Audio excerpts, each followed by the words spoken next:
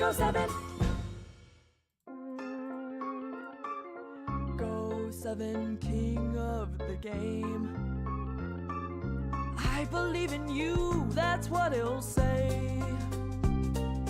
Nice and kind, leading cobalt ice. He's a blue, cute, and deadly little guy. Seeing through the fog, old gods he's slayed. Go7, Go7, Go7, Go7. Go7, Go7, Go7, Go7. Go7, king of the game. I believe in you, that's what he'll say. Nice and kind, leading cobalt ice. He's a blue, cute, and deadly little guy. Seeing through the fog, old gods he's slayed. Go7, Go7, Go7, Go7. Go7, Go7, Go7, Go7. Go7, king of the game. I believe in you, that's what he'll say. Nice and kind, leading cobalt ice. He's a blue, cute, and deadly little guy. Seeing through the fog, old gods he's slayed. Go7, Go7, Go7, Go7. Go7, Go7, Go7, Go7. And hey, there we go. Let's put on a little bow tie.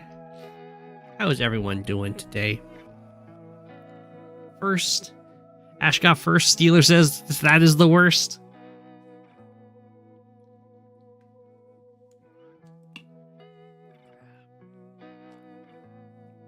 Classic. Very classic. Don't worry, Steeler. I know your continual campaign for getting the I don't remember what it's called, but I know it, the second game in the series there. The glitch. You never clicked so fast on a stream before. Your assistant was shocked. Thank you, Mega Man. I am feeling a little better. I'm very tired, but I decided I gotta get the stream done. I can't miss 2 whole Mondays in a row. That would be outrageous. Outrageous. So we're here.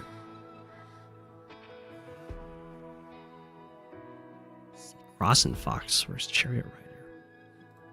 I do believe that the next podcast episode is going to be focused on maps and like map design and map makers, and it's going to be in 2 Wednesdays. So not this Wednesday, but next Wednesday. I believe is the goal. We're currently looking at either Bum or Pinwheel that we're going to ask to be our guest from the map committee.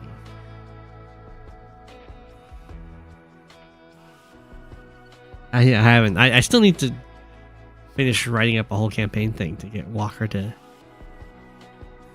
do that. I got so busy.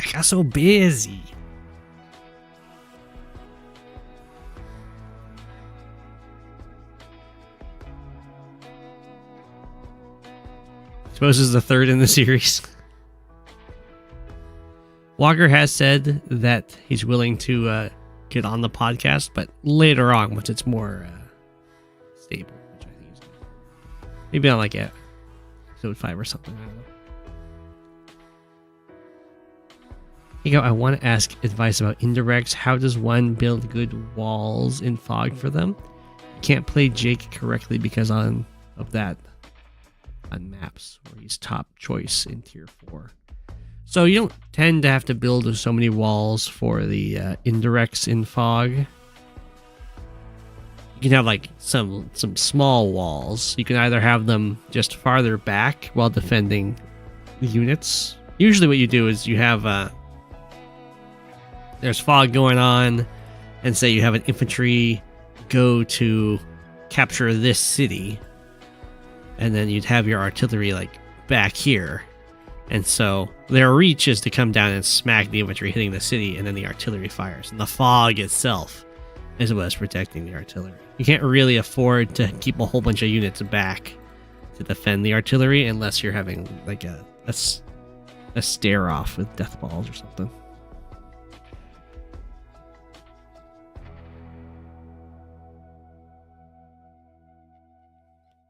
They have to be used differently than standard. In standard, you can wall with them really nicely because you don't need all the units walking around getting vision and stuff.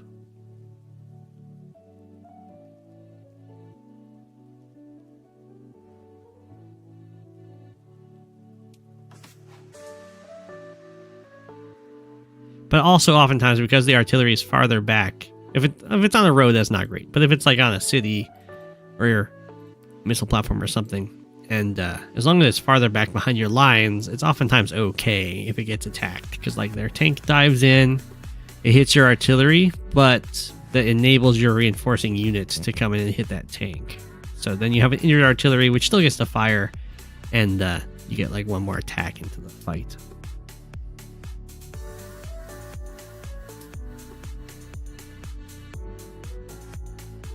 You son of a penguin.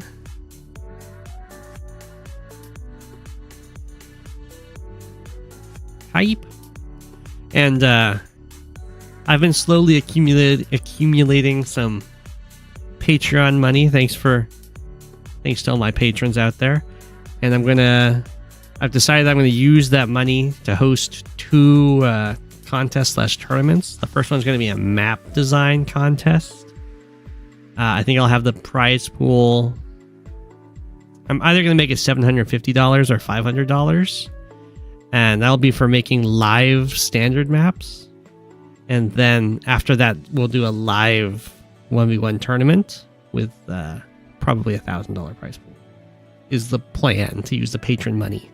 So it goes back into the community. I think that's going to be the best way to utilize it. Yeah, not live high funds maps because I don't think I want to do a live high funds tournament. The idea is like the maps, I get to use some of those maps for the follow-up live tournament. That's my greedy plan there. Can't bribe Walker. Walker's unbribable.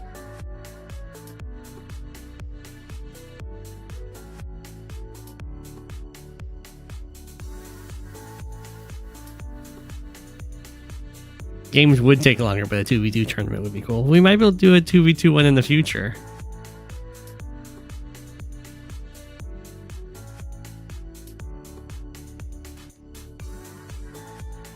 But that's going to happen in the summer, because probably July. Because that is when I'm on my summer break. I work in schools. I did not go for any of the summer teaching stuff.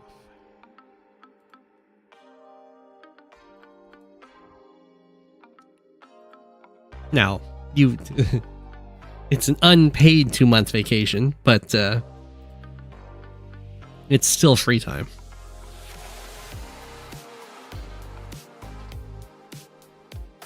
It's almost a plus. If it was a paid 2-month vacation, that would be nice.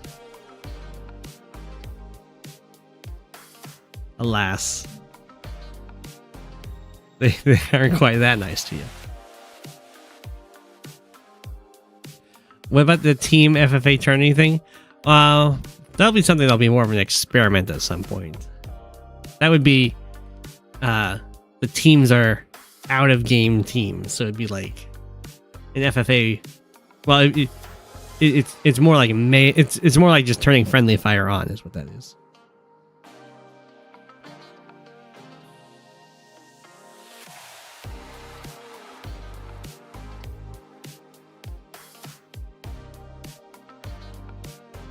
Oh, I don't know if we would do that.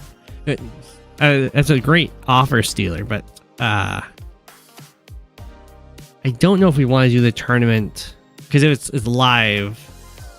So I don't know if we want automated creation. I mean, we could be like everyone starts at the same time kind of thing. Or if it's going to be like everyone has to play their game within a certain amount of time or something. We'll see.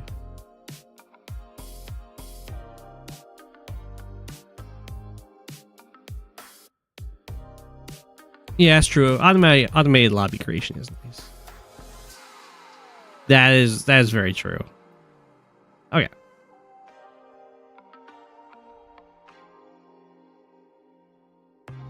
Here we go. Let's hop into this game. We got Cross and Fox playing Olaf versus Chariot Rider playing Eagle. Eagle versus Olaf, everyone's favorite.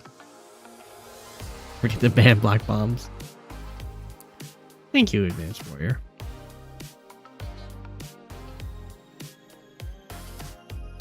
I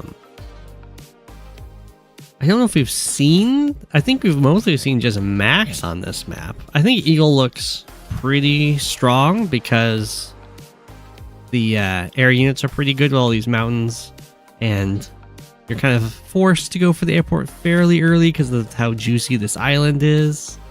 So Eagle gets a lot out of that, and then there's very high incentive for building some indirects with kind of both the attack and defense on this one base side, which Eagle's a big fan of indirects. During the super, they either get to fire twice or they get to do the nice move and shoot. Go Olaf, don't let the villain win.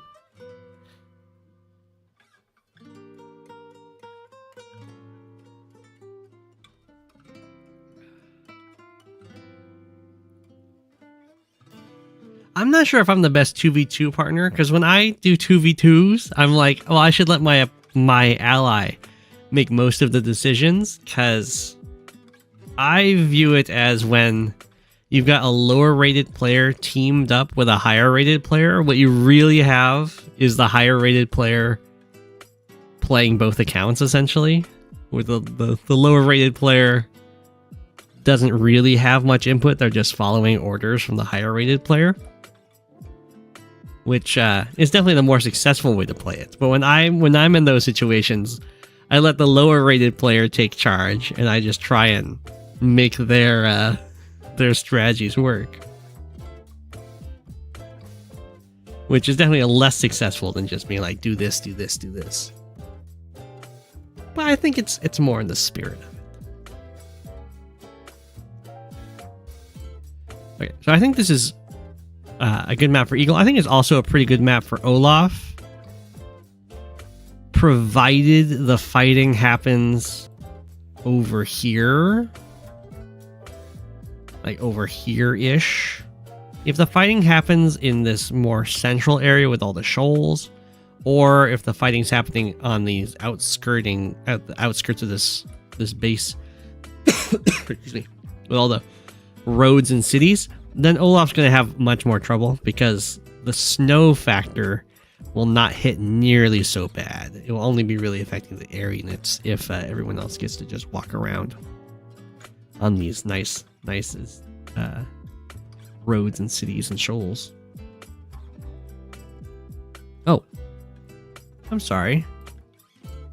I didn't realize I was so awkwardly zoomed for you guys there. I got distracted at some point. Let's do it like that. That looks a lot better. That looks a lot better. Okay. Yeah. So Chariot Rider makes a little bit of a mistake here. Go back to this infantry. I've talked about this. This is usually more of a thing that happens in fog games, but you don't need to move your infantry like right next to the city. You just need to move into range of the city you want to capture. So it might be here that Chariot Rider is not actually going for this city. Instead, it's trying to like sneak past to go for this city. But in this case, it's putting the penguin on a really bad terrain, which is the road. 0 defense stars right next to a city that the opponent has access to with said infantry. So it's just kind of inviting this attack, which is really expensive for Chariot Rider to deal with because this is the only infantry for these 3 cities currently. So for it to get injured means that these 3 cities will basically never get captured. We have a very different capture order going on in general here. It looks like Chariot Rider's got more of a focus on, I guess, this? Yeah, more of a focus on going for this harbor rather than going around to get this city, much like you see Cross and Fox do. Like Cross and Fox is just going to get this city for free. Or Chariot Riders, I'm not going to say never get these cities, but it's going to be hard pressed to get these cities at this point. Oh, Cross and Fox did attack without capturing or finishing the tower, which is not good. I don't think it would have changed this damage roll in particular, because this ended up rolling fairly high, but it would have made this outcome much more likely. That was a good catch.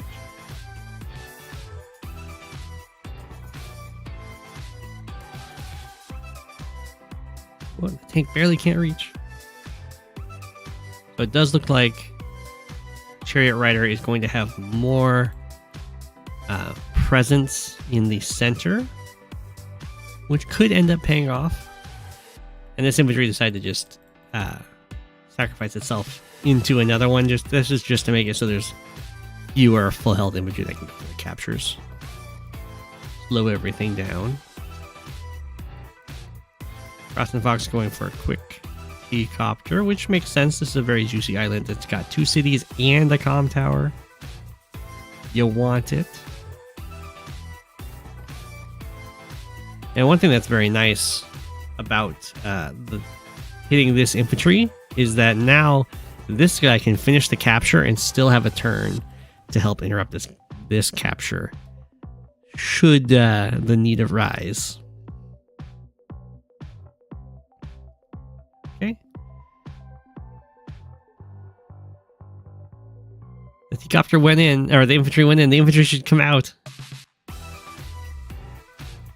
I guess it doesn't have. I guess the boost is doesn't do anything, because the infantry can just walk shooting up these cities. So it looks like these 2 cities are going to get delayed a long time for Chariot Rider.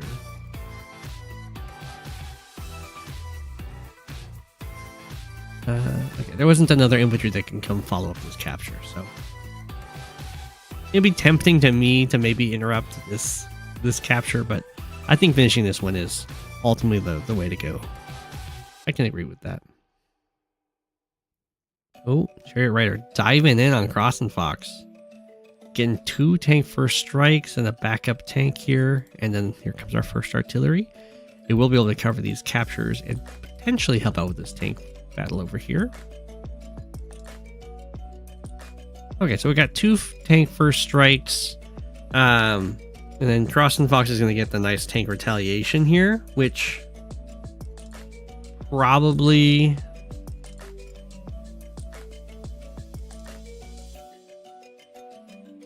Well, we'll see how it goes, but it's probably going to be like tank, kill this tank. 6 health hits the 7 health. Ooh, the infantry got the kill. So now the 6 and the 5 can go after the 7. That's pretty nasty. Yeah, the only thing I would have changed about that for Cross and Fox is I think I would have had the tank just attack from here. And then I could have the infantry finish off this tank. I could even have infantry strike from here and strike from the city. Or just have the 8 health one strike from here and then have this guy start capturing the city. Because I guess the idea is, sure, this tank can probably still kill this 5 health tank on the city, but it sets this guy up to strike back from the city, which is pretty nice. So maybe that's going to ultimately be better for the tank wars.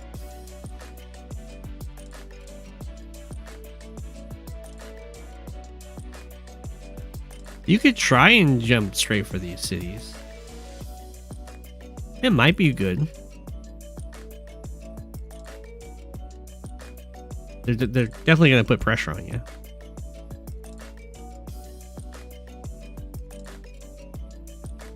Things are looking pretty decent for Cross and Fox here. This tank is even protected from getting first struck because of the infantry in the way.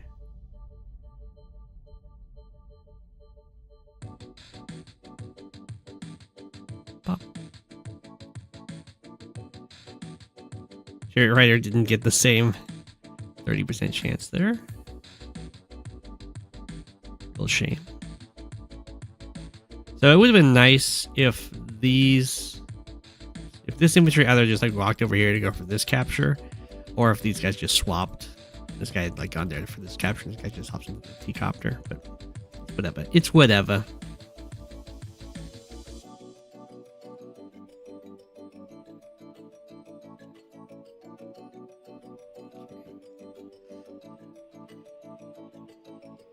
We do have a battle chopper. Unfortunately, Cross the Fox was very much on top of this, and had a prophylactic anti-air ready and raring to go.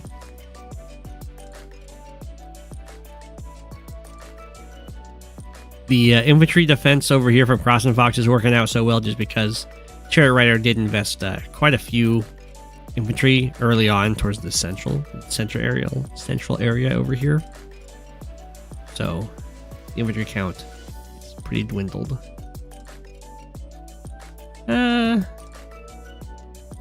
Maybe that attack is a little iffy. I don't know about... The dive in here is pretty rough. Just because this is on Chariot Rider's city, it's not a neutral city. So this is going to heal up to 5. This tank gets fired off, gets killed off by the artillery, and then this tank can fire on the 3 health and probably kill it off when it's at 5, and then this full health tank can strike on the 7, and then the infantry can finish it off. It seems definitely like an overextension. Oh, I guess that blocks off the infantry finish off. That's still looking pretty rough to go for there. For Cross and Fox, I think probably just pulling back would have been the way to go. We'll see. There's also the option of just ignoring this tank and or ignoring this tank, have the 5 health tank come back, hit here, bring the full health tank over here, and then the artillery to back it up. Because right now the artillery doesn't actually protect this city. Sometimes you just kill that tank. Fine. At this point, I would prioritize going for the double comm tower over the city, just because there's a lot of fighting going on right now.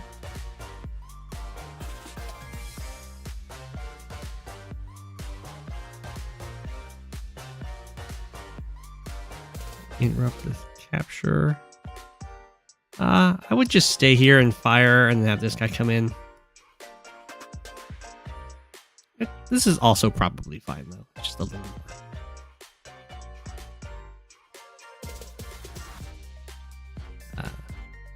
Cautious, I guess. I'm not so sure about these infantry coming in here, especially not this capture, because there's so many potential attackers here that these guys are just kind of get wiped out.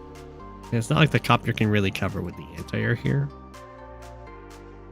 So this is probably a point for these guys to back off in some capacity, at least get out of all the infantry. Hello.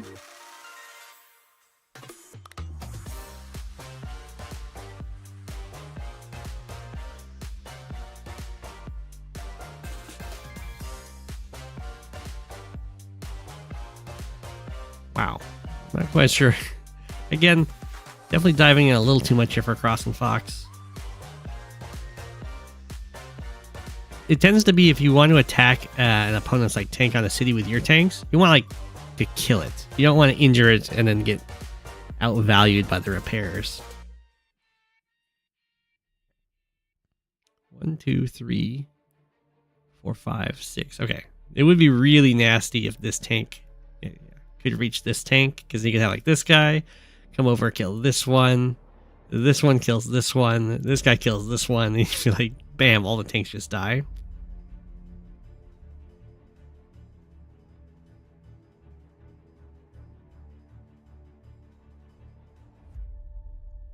Okay. Oh, you wouldn't do that now. The artillery's here. Get the idea.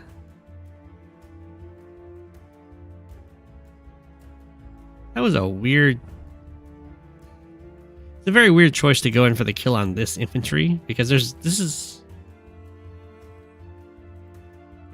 the only unit that can really interrupt this capture. I guess this infantry is going to sacrifice it. No, it doesn't. It continues to capture. Well, that just gives this city up, doesn't it? That super sucks.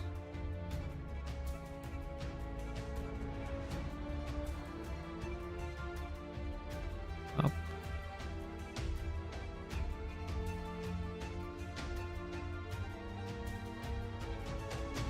It does just kind of give up the city. I guess the idea might be that Chariot Rider feels confident in being able to take it back.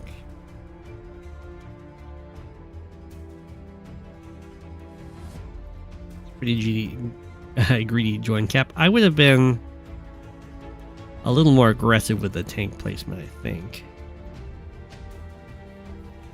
Just because you could alter some of these infantry movements so that the tank can't reach 1, 2, 3, 4, 5. I guess the tank already can't reach if you just put this guy here. And then if this tank is here instead, it can reach to strike from this city to go after this tank if it sticks around to stop this capture.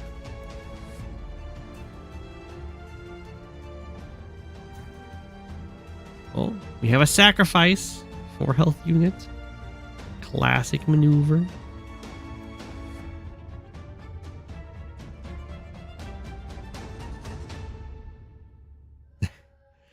Okay, this is all to get. This must be to get the winner here. I'm not so sure about these sacrifices to get the super here. Yeah, no. So the problem is Olaf is going to use the super to try and get ahead in value, but if you're losing too much value in order to fire it off, then the advantage is pretty much gone.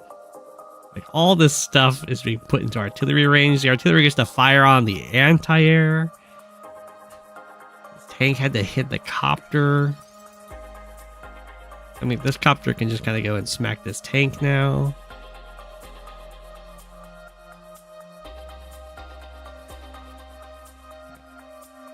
I think can't reach here.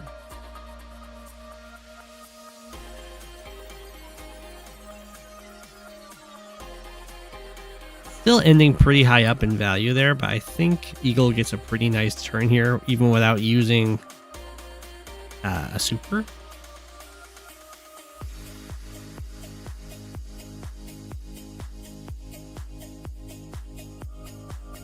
Good thing Fluffy ain't here, he'd be disappointed. It is good that, I guess, okay, the copter can't hit here now. It is good that Olaf built a replacement. The sucker be going down. Look at how brutal the snow is. You can only move a single... You can't go here. You can move a single plains tile. And then a road if you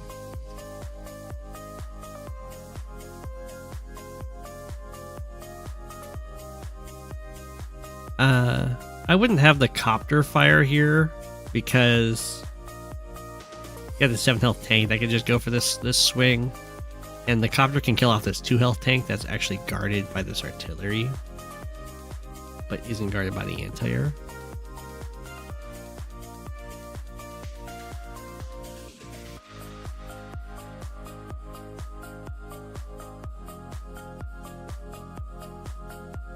Okay. Chariot Rider still like about a turn or half a turn behind in unit value, but it hasn't used the super yet. It just got hit by a Winter Fury, so that's looking pretty good. Yeah, it doesn't cut the movement in half, it adds 1 to the cost. Yeah, and then you can't, which is effectively cutting it in half and rounding down. But roads aren't affected, which is why you could go 2, 1, but you can't go 2, 4 because you only have 3 movement.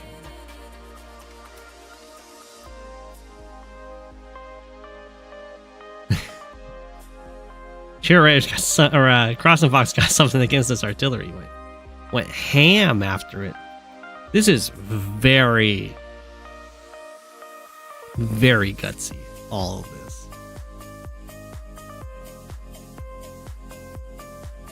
It's very much asking to just get hit with a lightning strike.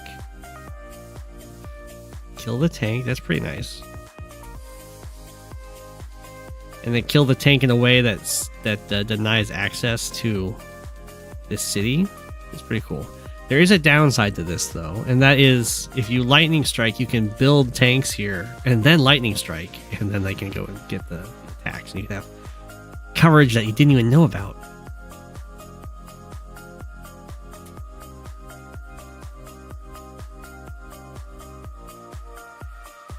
So I assume we're going to see a lightning strike this turn.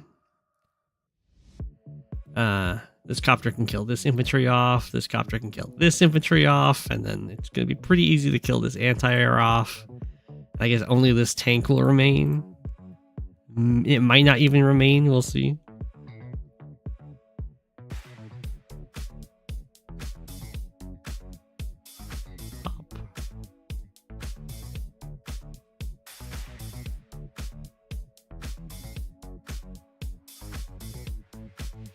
Decided to go down here.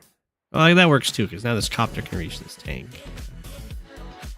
I wasn't so sure about that because it does mean that there isn't another copter coming in to help over here, but maybe it's not needed. So the good thing for Cross and Fox here is that they're going to be getting a lot of charge from the lightning strike. So we might get a Winter Fury almost immediately after the lightning strike. Decide to build another artillery. That's okay. Yeah, on a typical turn, this is a very nice buy. The two tanks here make a lot of sense because there's immediate targets here. The reason that's kind of just okay for the artillery is that it does drain Chariot Rider of all the cash. And something you get to do on lightning strike turns is do double builds, because you build and then you lightning strike and you get to move the units off the bases. Now, oftentimes those double builds are just infantry, which is totally fine. I don't know who the submitter is. But in this situation, the artillery does kind of deny at least 2 more infantry. I think I probably would have gone recon. And then, or I would have just gone infantry and then double infantry.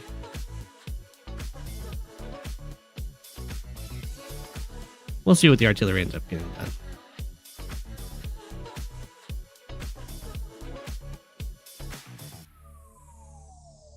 Up the anti-air. Ooh, both copters go down here. Okay. Tanks.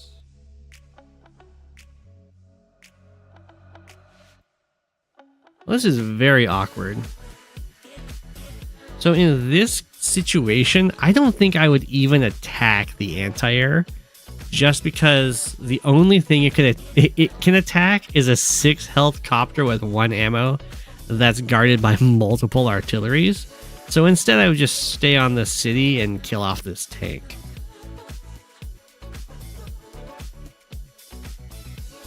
No need to move over there and like enter into this tank range and stuff like that.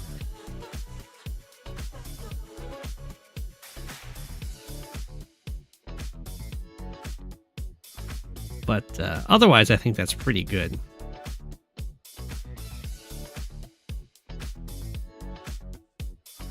This is what I was saying at the very start, except in fog, this is the kind of situation you're fine with. Is their tank comes in, hits your artillery, it's on a city, usually it gets knocked down to like 5, repairs up to 7, and then you have some other unit can come over and strike their tank while your artillery still gets to fire. The lightning strike definitely could have been better, for sure, but it still got the job done.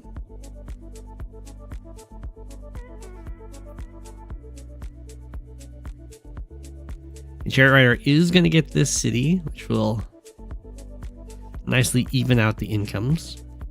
Cross and Fox went for a fighter. A fighter is a very gutsy choice against Eagle, because Eagle gets double move turns with anti-airs with the super. So the fighter, same with bombers and fighters against Eagle, can oftentimes be very expensive targets for anti-airs. Chariot Rider really wanted to capture this comm tower first.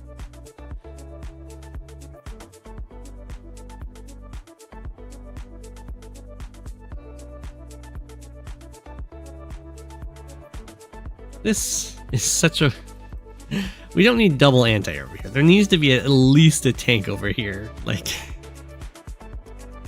there's still quite a bit of pressure on that base. Like, I see the plan. It's to make it.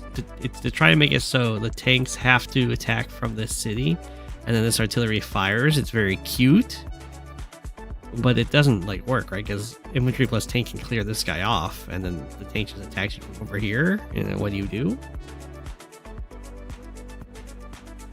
Like, it can be even worse, right? It could be just infantry, 3 health tank kills this infantry, 1 tank kills this artillery off from this tile, the other tank kills this tank off, and this artillery defends none of that.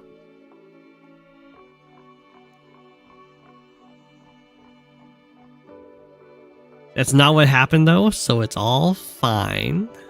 I mean, it's not all fine, the tank still dies, but at least the artillery will get to fire.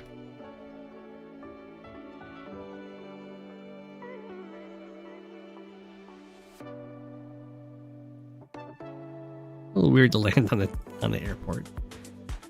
I guess if you're really sure you don't want to build any units for the turn. Pop, copter goes in.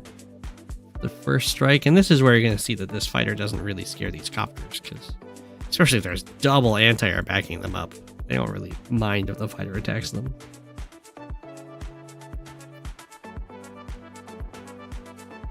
Bonk.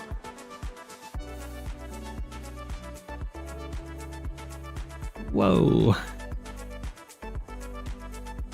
Jumping right for the HQ capture, but with nothing backing it up.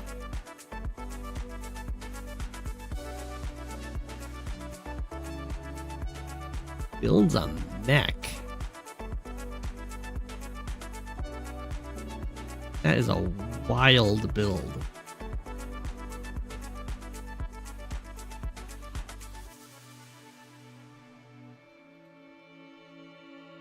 Well, this base is almost dead. I don't like this comm tower capture.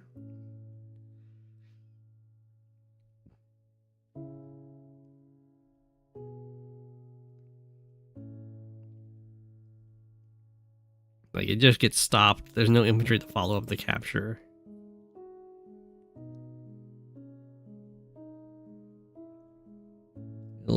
A little awkward for sure.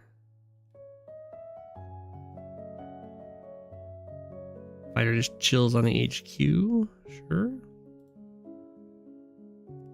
Chariot Rider looking very unhappy this turn.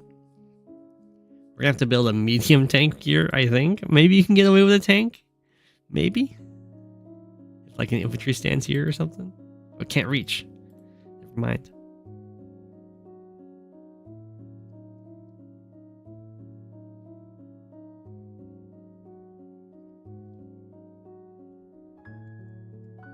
Make sure to have a full health. Like, one of these infantry should probably stay on the city to heal up to full so that they can actually threaten to start capturing the HQ, assuming that's the plan.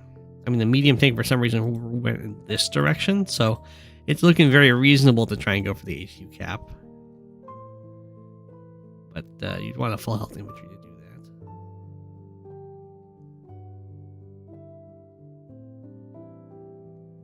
Okay, there is a medium tank over here. Everything runs away.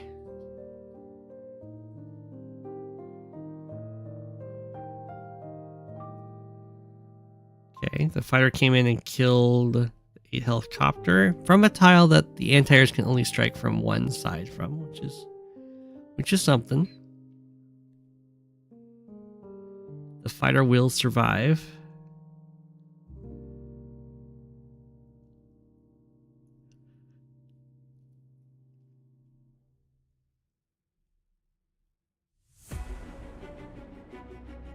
Things are looking mighty dicey for Chariot Rider. Look at that. Like a 50k unit value difference. There's a lot of charge to hit a fighter, though. It's true. Okay, cleared off that tank. Starts to capture. This would be a lot scarier if there was a full health infantry going for it. It still wouldn't be. It would almost be GG. Because if this tank just like goes here, I guess even better.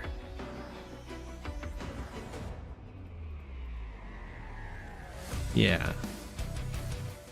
Tank could go here, strike the infantry. Anti can go here, strike this infantry. And then you just like block with copters and T-copters over here to make it so they can't strike down here, and then it's just game over if this was a full health infantry.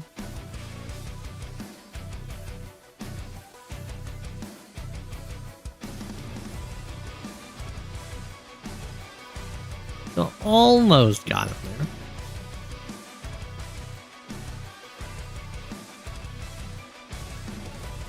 I'm not quite sure what. I guess this Neo tank is here to do this.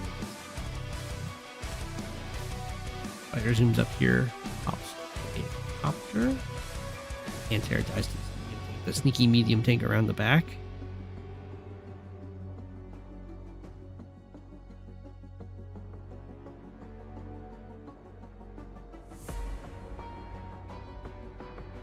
Okay.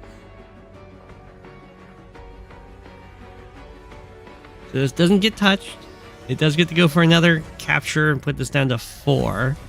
I don't know how Chariot Rider's going to finalize this capture, though. It's going to be mighty dicey. Medium tank can go to here, and then 1, 2, 3, 4, 5. 1, 2, 3, 4, 5. Okay, I can go over here and kill off this tank. Always build like an anti-air to kill the fighter. Got some more blockers that can come down. Well, maybe if a lightning strike happens.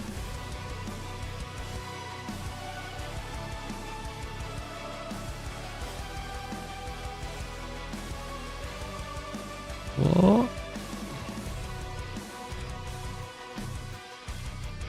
Kill off an infantry. Go for every strike that can get charged. We do have some attacks down here.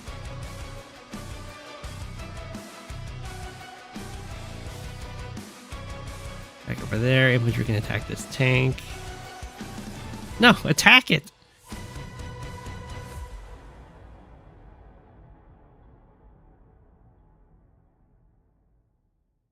Does this not have anything?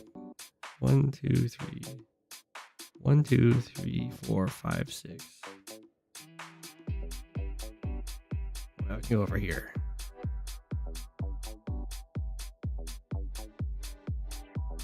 Fighter? What?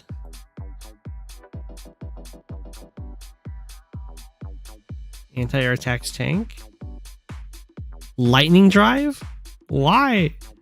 Can't this just strike for a lightning strike and then... Is this just enough?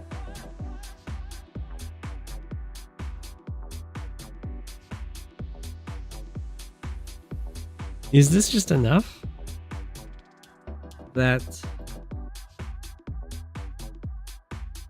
No, this isn't enough, right? Because... Well, I guess you can't kill a 2 health infantry off. Well, I guess if the fighter...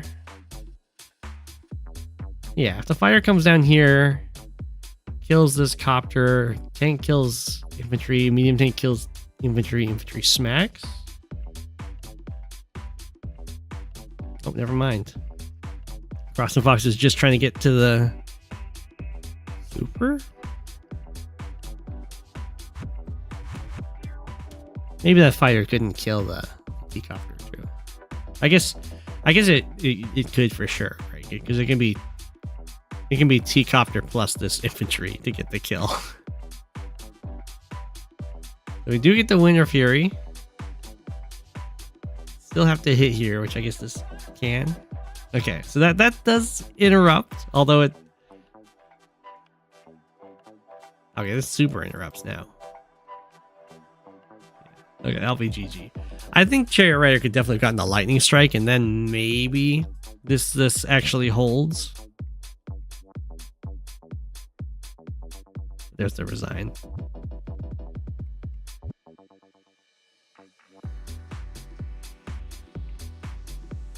GG. Hello, hello. Brutal. Brutal.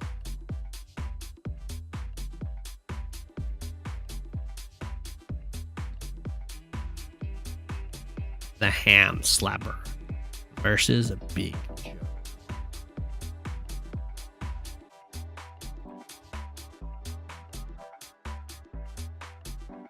Or went out for the eagle mains.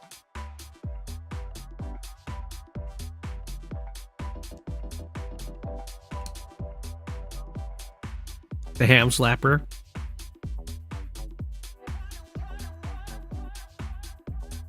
Oh, look, it's to Athos.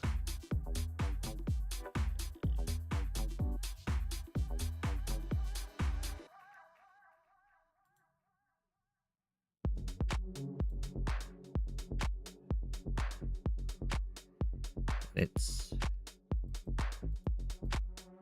Andy versus Lash.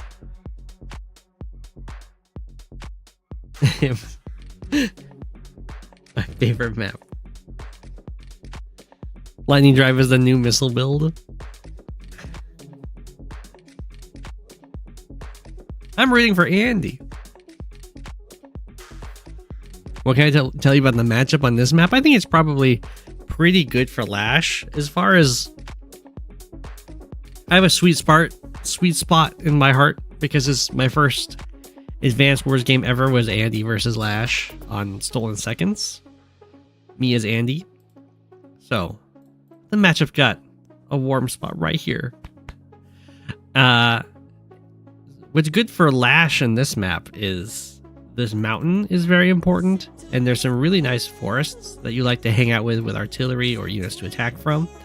And there's a lot of combat that can happen in the center area here where the missile platforms will be happy. And also fighting over these cities, so being able to zoom in and strike from the city is nice. But something that's not going great for Lash is that this is a triple airport map. So if Lash gets caught in a copter fight with Andy, things can go bad real fast. Because if you get first struck, of course, by Andy in the copter war, you're obviously losing that copter fight. But if you first strike Andy's copter, you will still lose that fight if it's a 1v1 copter fight. If Andy's got the super, because you run up, you knock their copter down to 3, they knock you down to 8 or something like that. And then Andy hits the super, boosts himself up to 8, and then knocks you down to like 2 or 1. And you're like, wait, what?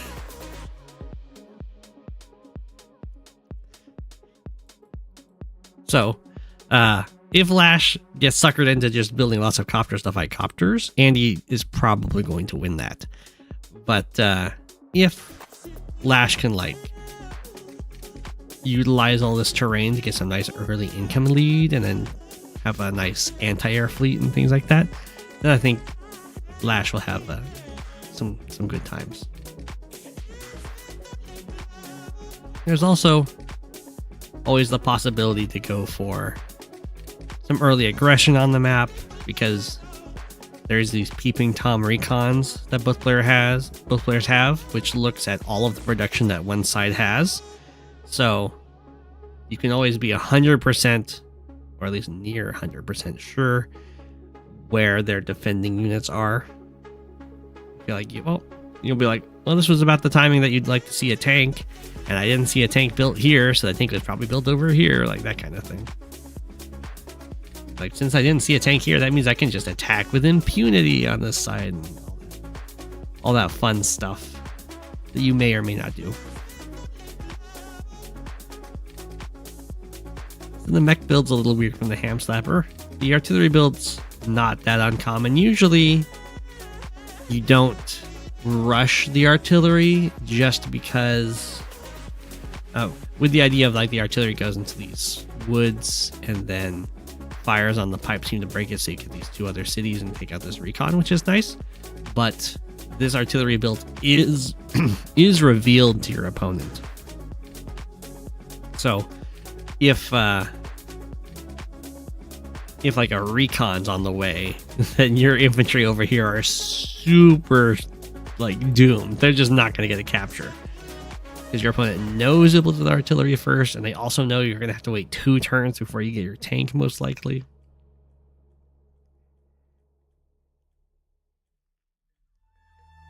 In this case, there wasn't an artillery on the way, so Bigjoe is going to be fine. And Bigjoe is even going to get this pipe seam in 2 turns, assuming this comm tower gets captured before the shot next turn. I'm not quite sure what the mech plan is here.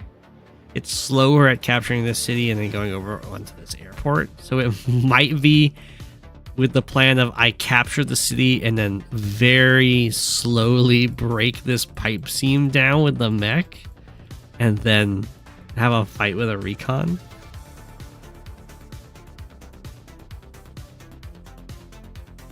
If that's the plan, I'm not a huge fan. Although it is infinite mech ammo. So yeah, we got a recon tank over here.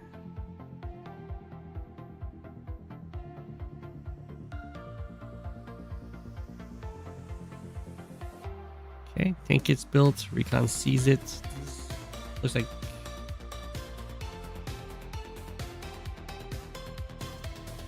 uh-oh. Did that fire before getting the comm tower? No, it didn't.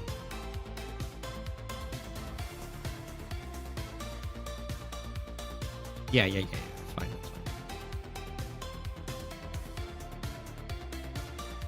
I can do math.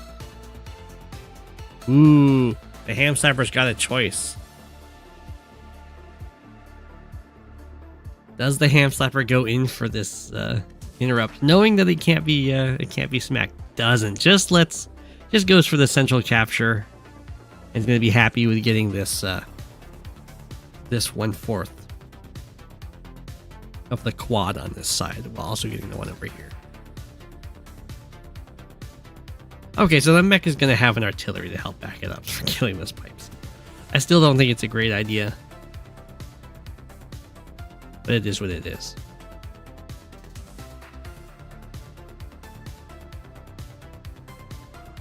Yeah, I know, the seam now it shows when it gets fired on.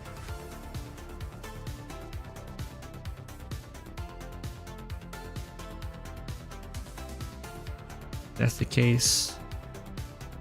Oh yeah, you think the mech's coming down here to like break this and walk back for repairs? Come back, break this?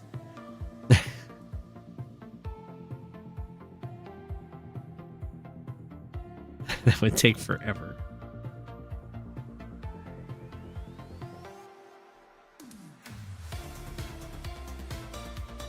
One, two, three, four, five. You're right. If this infantry had stepped onto the mountain, the tank would have gotten to attack the recon there.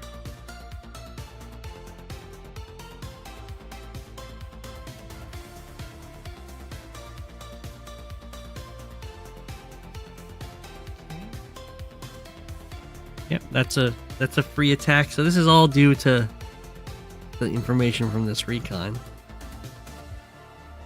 There's been an artillery tank built over here. The artillery is known to be here because it just broke the pipe seam. The tank's known to be here because, well, the tank's right here. So, recon plus infantry can come in here, knock that guy out. 100% guaranteed. A little greedy to go forward with that infantry into those woods. It's definitely a lot safer to just step backwards onto the mountain and trying to defend this city with an artillery moving up right here behind the mountain. Firing. That's okay.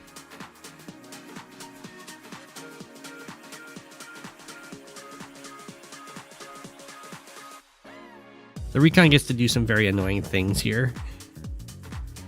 It's decided just to sit here for now and have the tank take a shot here, and then next turn, what the recon can do, because you see that this infantry is lined up to go for this city capture. So what you do is you take your recon and you just step to here. And now, if they want to kill your recon with the tank, they have to step onto the city and fire on you, and their own tank blocks their infantry to capture. And if they just go for the capture, then your recon gets to fire it.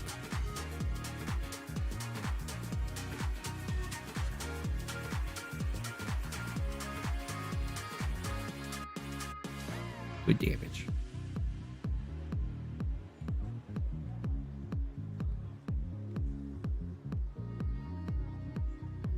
Spotting for the infantry here. It's gonna be very painful for this tank to go in. Ooh, look at that. The HamSlapper respecting the Lash counterattack. So if this tank went for the strike here, the Lash strike back, they have plus 40% power, which is absolutely devastating. And he could get away with it though. So it's pretty unlikely that the tank would die. It could just run away and be happy with interrupting the capture.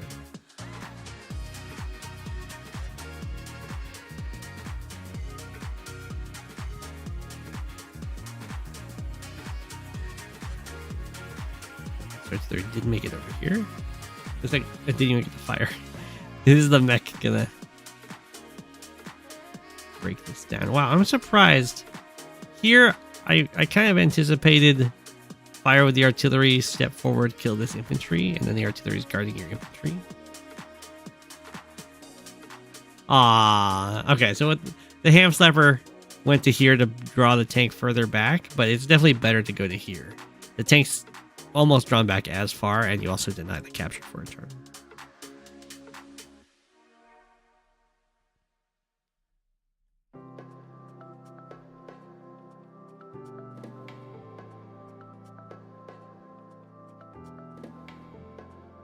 Okay. Don't know. I don't know what's going on here. It's way too aggressive. I guess it's just trying to deny vision. Whoa. Whoa, what is that?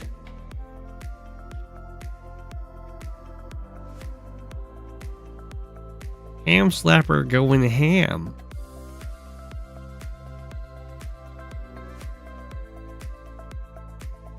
This is defended by a tank on build. And there was already a tank like expected to be guarding this capture. Well, the HamSlapper is going to be taking some serious hits this turn. I guess this recon's probably going to survive, which is good.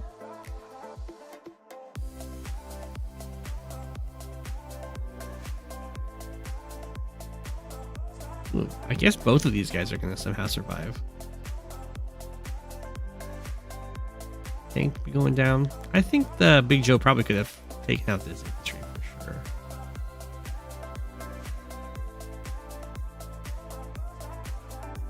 HamSlapper needs to cool their jets for a second here.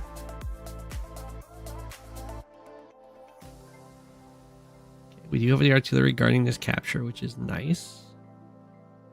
Everything coalescing into the center with the vehicles, while Bigjoe's kind of split apart. Let's see if Bigjoe pushes over here or has some sort of other plan. HamSlapper dreaming the big dreams. The recon goes down. Rest in peace, recon. Artillery doesn't actually guard that recon either.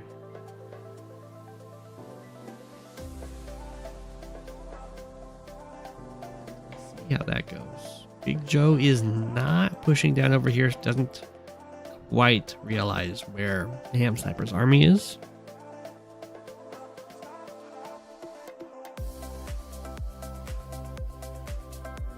Pop, pop, kill the tank, start the capture again. In this case, it does work out very nicely because this is not a tank, it is an artillery, and the artillery is just not quite able to make it.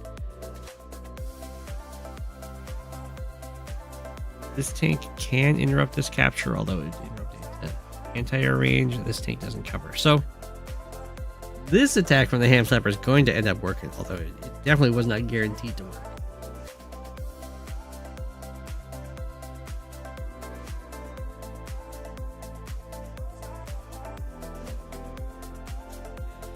The mech is gonna do it. It's gonna break down this pipe seam very, very slowly. Yeah, the cool geographical armies are gonna be awesome.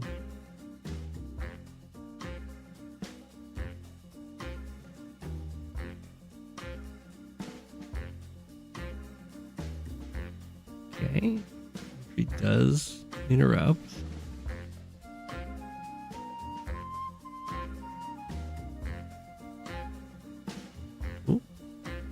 Bigjoe's also entering into the center here. A lot of tanks.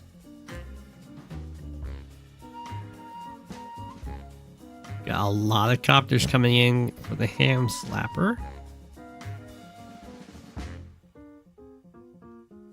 Going for some side captures. You'll love to see it. Oh. The HamSlapper slapping ham. Charging on in. It is kind of overloading the artillery, but this is still going to look really, really painful for Andy.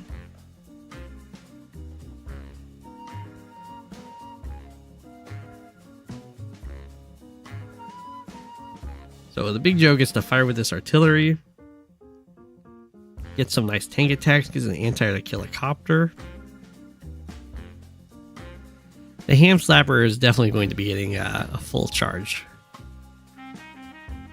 There's no doubt about that. I don't know if this could have been done better. That's probably fine. The anti living at 1 is actually pretty nasty. Terrain tactics. Just to stop the city capture, I guess. If it lets his infantry, like, also kill off this anti-air, that'd be nice. That is definitely not worth it. Unless he kills the tank, I guess. Nope. Well, that's really painful. This is also actually kind of painful. This infantry survived at 1. All these low health units. Andy with the super. This capture also kind of goes through. Andy doesn't have the super to get that capture. Not a great terrain tactics for sure.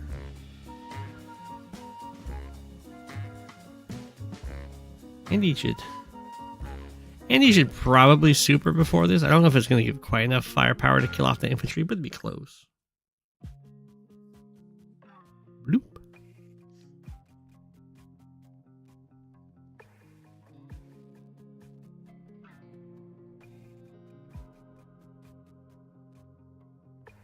Wow, okay. Thought we might see a more...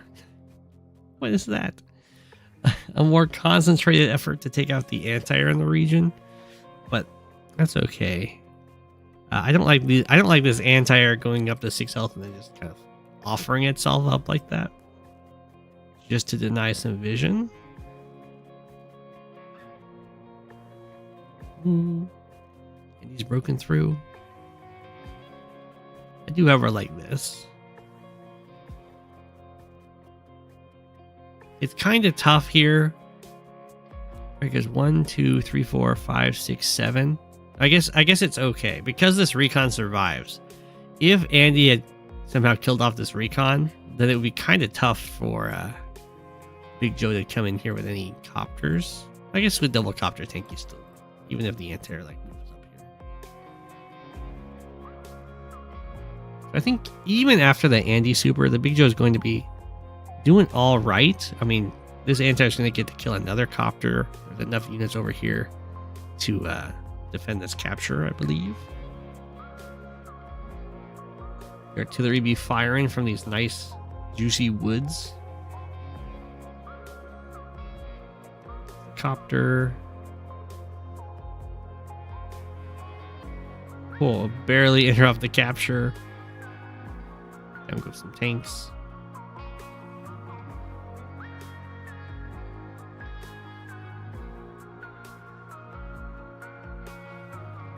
Okay.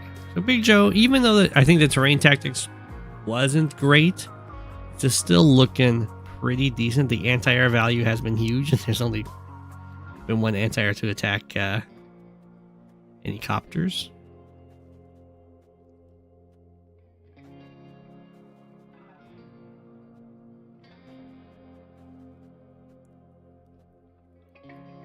So I did say that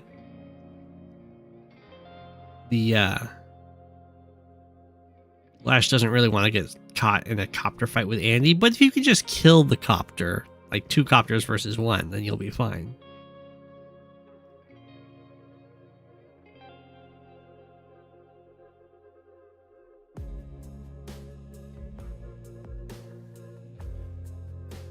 And the artillery have been just absolutely loving being getting the Lash boost.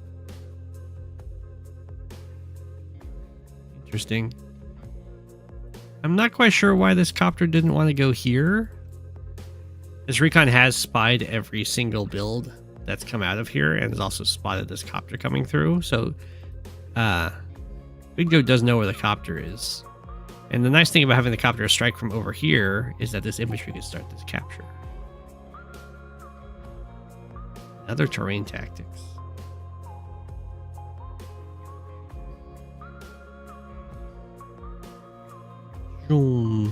Pop. Anti-air has been very happy anti-air. Our infantry kind of sacrifices itself in there for some reason.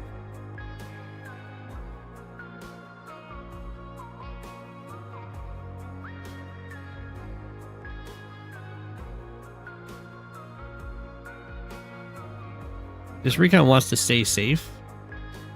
Yeah, okay. I was like, it can either attack this infantry or it could just move down here and stand here if it wants.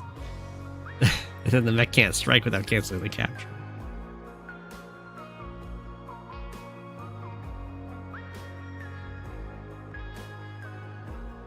So I mean, the fighting over here turned out pretty well.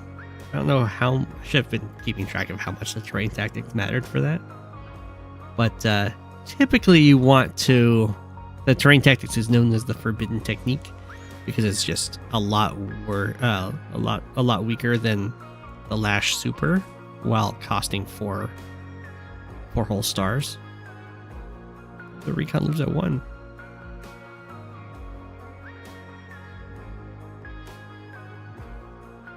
Andy Neotank is pretty nice. Andy loves the big vehicles because they're very expensive and they're hard to kill. So when your opponent does like 5 damage to your Neotank, that gives you a ton of charge. And then you don't lose the Neotank because it's so beefy and you get to pop your super and get a ton of value out of it. Easy trick for success. I'm not quite sure why these guys joined together. The Bigjoe must want 17k. I guess that gives copter tank infantry. And in which case you consider it kind of trading a 1 health copter for a full health copter, which would make sense. Pop, another copter gets taken out. This one anti-air has gone after 4 copters. Get another joint. And then float 9. Oh, no. Okay. Copter, infantry. All right. Well, I was saying that Lash really doesn't want to get caught into a copter war with Andy, but if you've got an anti-air running around killing every copter, then suddenly the Lash copters are looking really nice.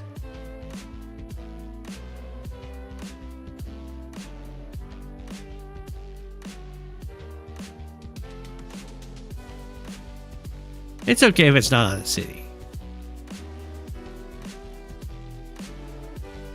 Because the mech isn't going to start capturing a city, it's going to strike the recon anyway. But I know what you mean. I guess it could. I guess if it wanted to, it could capture the city, knowing that the recon can't kill it. That would be very spicy. Being like, whatever, man, just keep your vision. I don't care. I'm just gonna capture the city right next to you, and you can't interrupt me because you're a 1 health recon.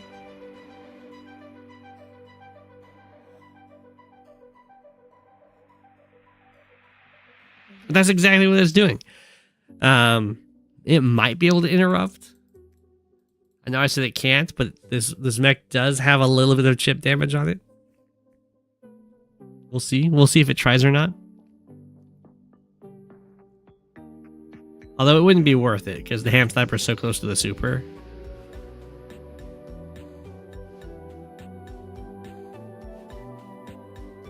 So you might lose your recon and then they just use their super anyway and get the capture.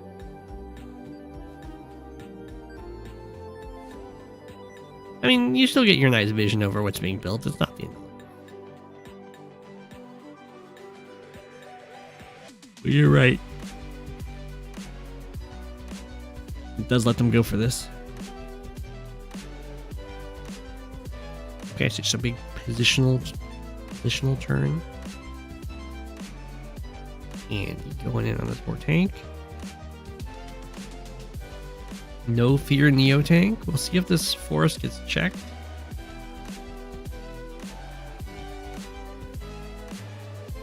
Andy is going to have a rough turn coming up. Bigjoe doesn't have the super though, so it's not like the Neo tank is just going to be gone. But it might still die. 1, 2, 3, 4, 5, 6. So this can't reach. The artillery from the woods plus a copter, maybe plus another tank. Should probably kill the Neo tank. It's really important to kill the Neo tank. If it lives and then just gets healed up by the Andy super, then you're really sad. Ooh, okay, now I'm gonna try. Just kills the recon. Goes after the other units. That's what you do for sure. If you can't kill the Neo tank, is you just kill everything else.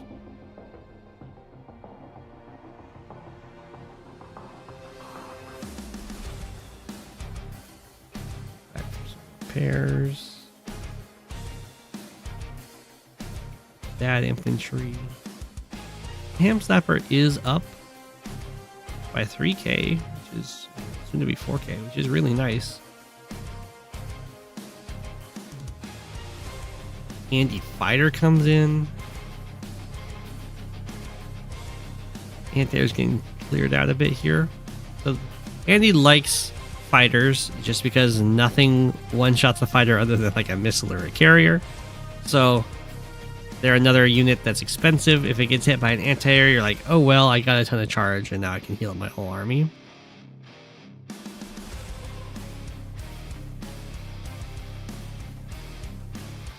If missiles cost less funds to build, at what price does Penguin God think the missile would be a reasonable build over an anti-air in most situations? I don't know if it's ever in most, but there are situations that missiles make sense.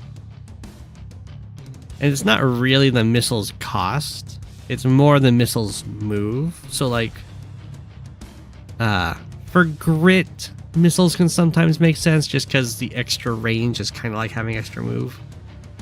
Sturm missiles can oftentimes make sense, and if there's really nice road pathways to a lockdown situation, missiles can make sense, or if the missile does something that immediately come by. I don't think the 12k is a lot for a missile, but I don't think that's actually what's holding them back. Like, even if a missile cost 0, I don't think you would see that many built, because you'd rather have infantry.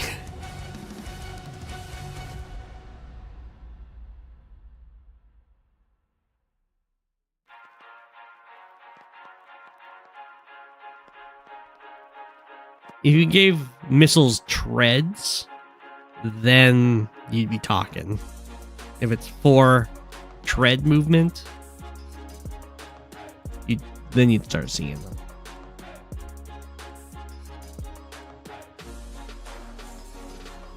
Bigjoe.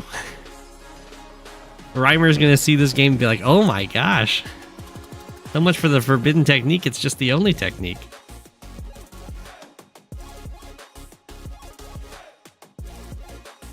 Okay. The big vehicles do get taken out here, which is nice.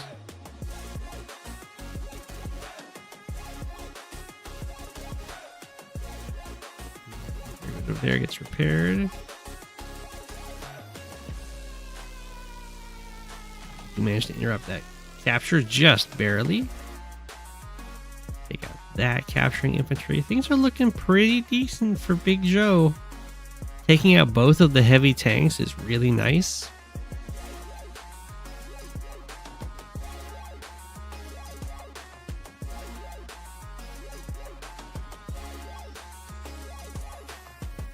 Oh, is this a live game? I realized the Bigjoe has 0 time. Missed a infantry build there. The HamSlapper is charging on in. Gotta move this fighter right into range of this anti-air. This looks like so weird. I guess it's trying to protect the tank. This looks like a almost attack into a resign situation. HamSlapper still no super. Gonna be holding on to the super till the very end of the game. These artillery in the woods doing so much damage.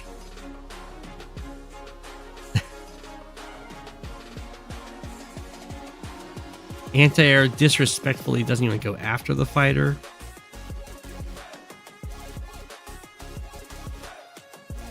The infantry lock it in here, and then you just build an anti-air. This one back. Yeah. Sad news for the fighter. The next time Lash gets a power, that's super GG. Go for the hyper upgrade, and then I imagine resign. No, we're gonna attack. Interrupt there, can shoot the anti-air, which is really nice. Kill a copter. There are a lot of interrupts there. Okay, it's not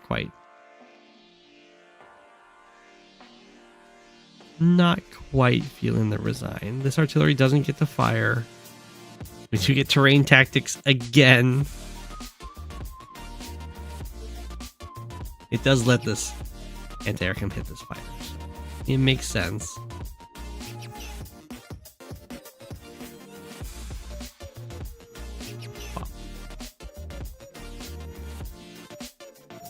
Copter, kill off the tank, feel the artillery attack it, kill off this infantry. I mean, looking nice. Can almost trap, or you can trap the fighter, and if the T-copter goes to here, the 3 helicopter goes here. The fighter can go here. I can run away. Bigjoe ran out of time. Ooh, that's a very annoying spot for the fighter to go, for sure. If this game was still ongoing, that would probably matter, but Bigjoe just has way too many units on the board for the HamSlapper to really come back here. There's still 8 turns before there be a day limit. Bigjoe gets spend almost all the money.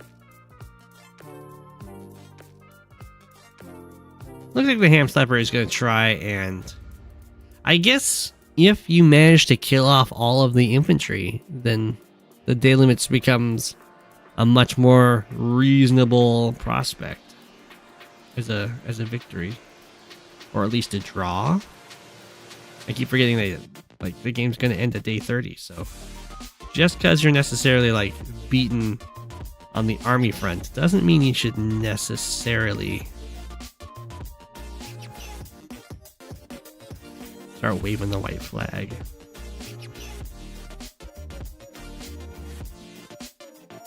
Okay. You gotta send everything over here. You gotta stop this Capture for sure. We just use the anti-normal power. Striking the artillery, okay. It doesn't go through, it still needs one more capture point.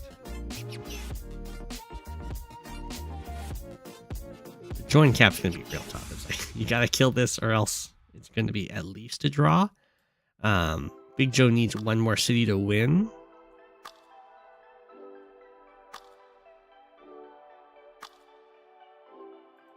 We do have... This doesn't reach, okay. Medium tank could smack it, but it can't deny it. It goes after the artillery instead.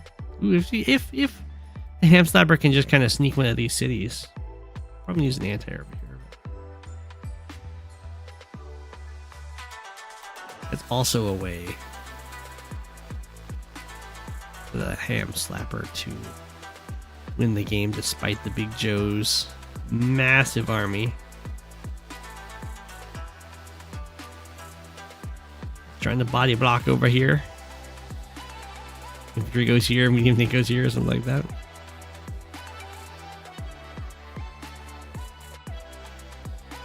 Yeah.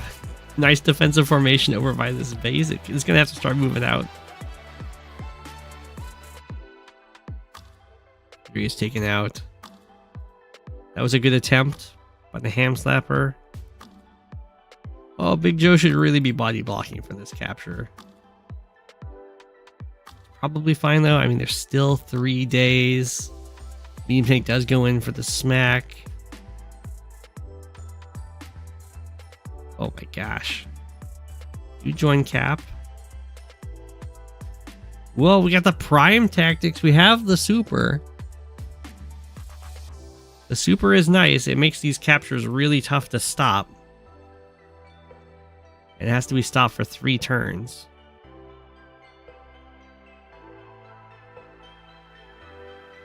Can't be. Oh, it almost got stopped by the super. And the HamSlapper resigns. GG. They're dealing with 30.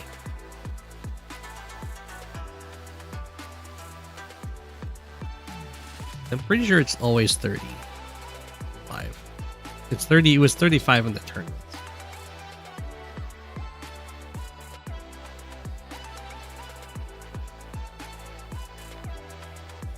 Mr. Penguin God, hypothetically, if a being of unspeakable power and horror is about to utterly destroy you with a devastating eagle ult, would you recommend fighting on or accepting your fate? I guess it depends on the situation. I tend to prefer that if my opponent has played well and set themselves up to get you with a devastating ult, then instead of resigning, you let them use their devastating ult and then you resign.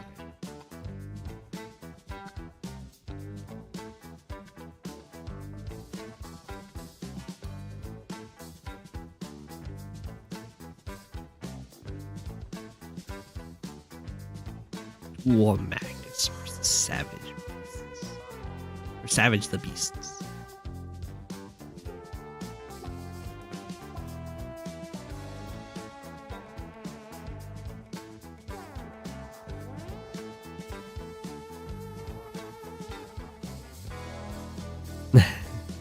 I mean, Joe, I think your opponent's opener, for the most part, was the stronger one, but tactically, I think he played pretty darn well. I mean, your anti-airs were just kind of... Or I guess you had one anti-air that was just sweeping all before it.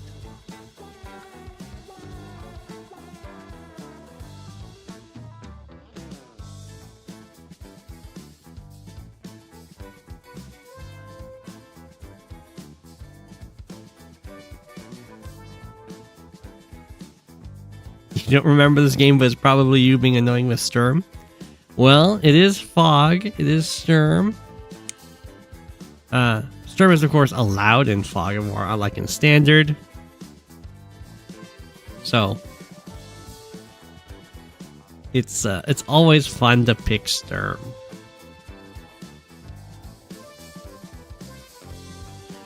considering making Advanced Wars by web content? Is there a niche that isn't filled well yet? Well, there's always the forever quest of trying to get really good tutorial videos. And don't worry, there's, I think, forever and ever more demand for replay commentaries. People tend to prefer the well-crafted game commentaries that are just videos rather than the live streams that I do. And that's because I do the live streams because, my gosh, for one, I can go through a lot more games, and also it takes so long to make videos for those games that aren't just also doing it essentially live.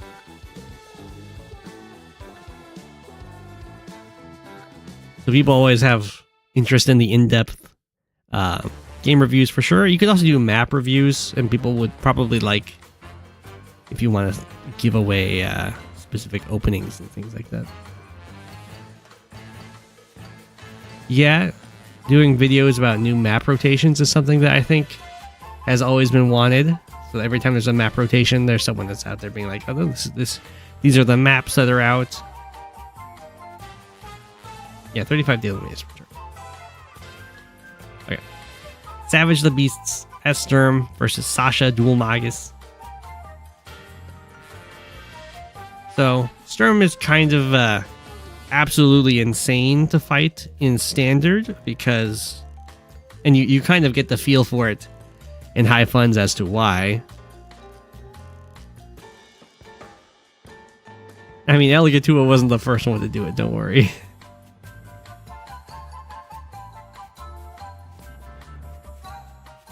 It's definitely the most requested. It's a forever niche to fill. But Sturm... In Standard, Sturm can just kind of build recons and send them immediately at your face and just kind of crush everything.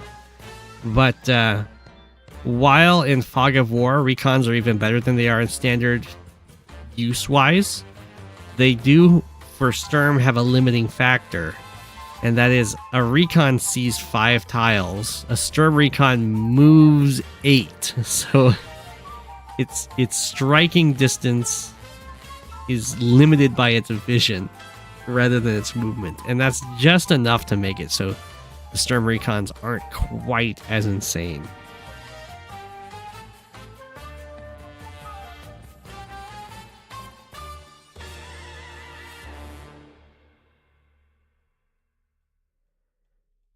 Zoom.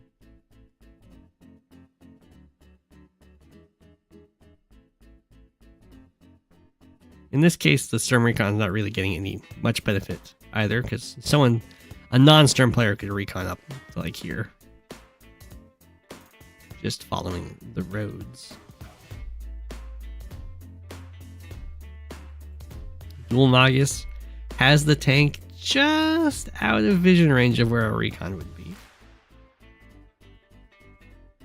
Now, Sturm recons have a great survivability, so it's not like it's going to die from getting hit by a tank, but it's still going to weaken it. So something I like to do, and you're kind of seeing it here from Savage the Beasts as Sturm and Fog, is to have grouped up recon strikes. In Standard, you can just kind of have lone recon striking all over the place all the time. But what's nice about having them grouped up in Fog is it helps offset that limit to their movement range, because they can kind of leapfrog each other. Or like this recon can move over here and strike, and that reveals units, or over here or wherever it wants to strike from. It will reveal units with its vision that then this full 8 movement can be used to go after.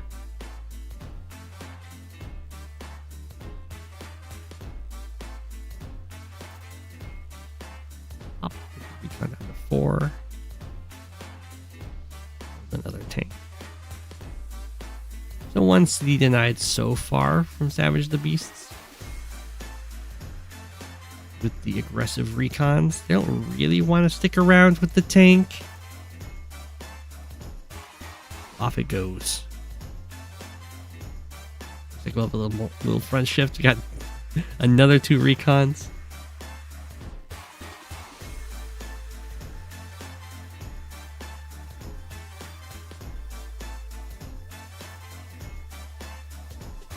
We'll probably get the comm tower here. The tank, this recon can just kind of run away from the tanks. Due to, of course, having 8 movement. And this is the kind of situation where this recon can be used. Maybe even this one can. 1, 2, 3, 4, 5. Yeah, either of these recons can be used to let this recon get this strike. So we'll see how it plays out.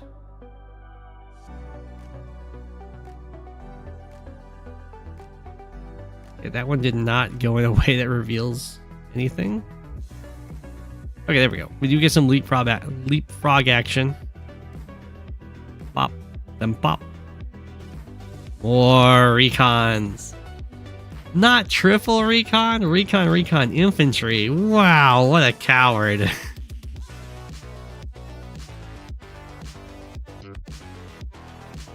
You had the same revelation with the early tank. I know, so much vision.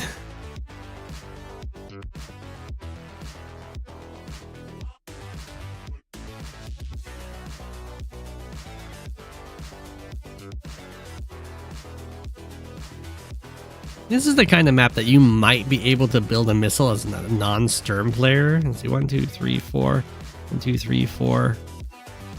Or to here if you want, and then you can go into these woods, and then that covers 1, 2, 3, 4, 5. That covers a pretty good amount of space.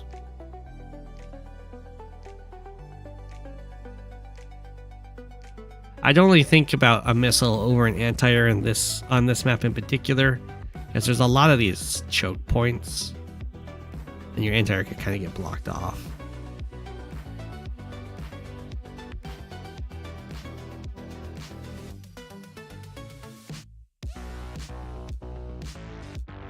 That's assuming the missiles cost 0, of course.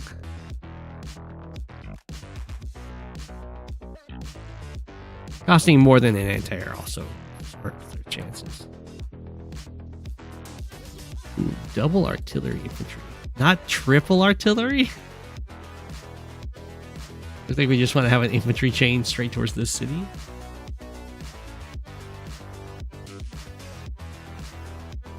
The recons be beeping around. This one definitely should not have gone in for this strike. That's way too greedy. And you'd like to have a low health recon giving you a bunch of vision. You can go hide in the woods somewhere.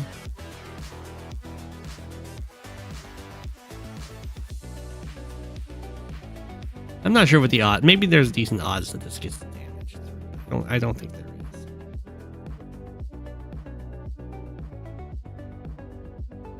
Here, you should probably trap this recon here rather than going back with this infantry. Because they're going to run away.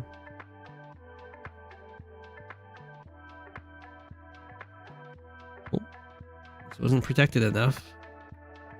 It's taken out. And you can see that even though the recons are losing the fights against the tanks, obviously, because tanks definitely beat up recons, income-wise, Savage the Beasts is doing really well. That's actually going to give us a very fast Neo tank here.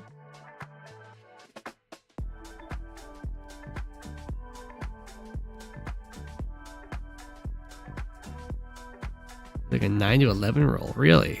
Okay. Hello.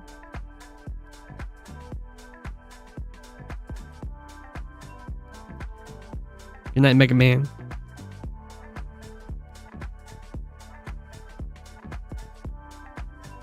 Pop. Kind of gets popped.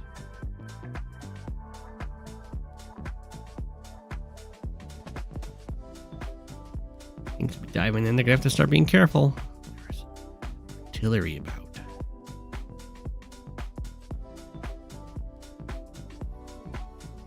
Okay, we got our first copter entering the field.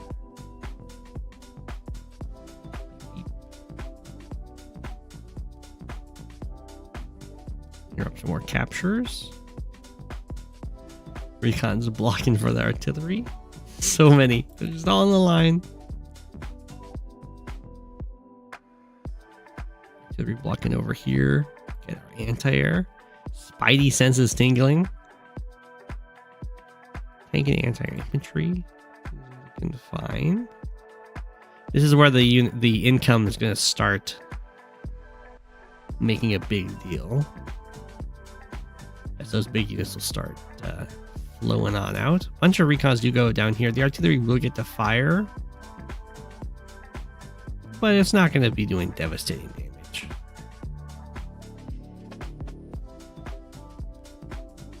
Over here, I suspect we might have some more juicy plays.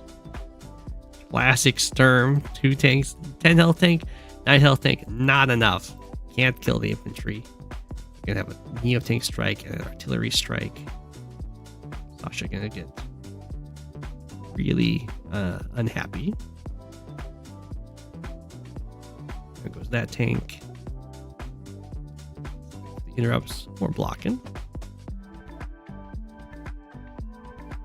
No lab cap for dominance. We're just going to go in for the infantry strikes. Neo tank says hello to Neo tank. It's a Sturm Neo tank on a city. That is a hard to damage Neo tank.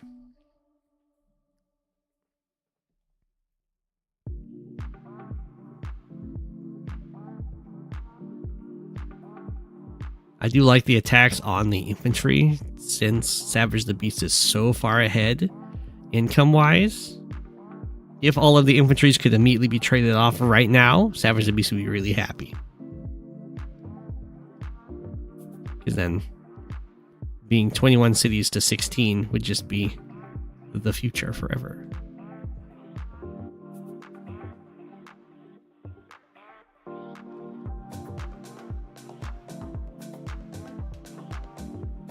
It can be really awkward to fight into these Neo tanks. Obviously, the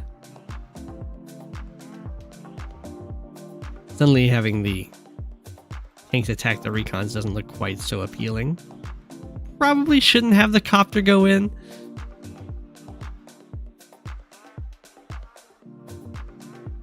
Dhoulmagus making the bold claim here that there's no air protecting the Neo tank, all to do 1 damage and take 1 back.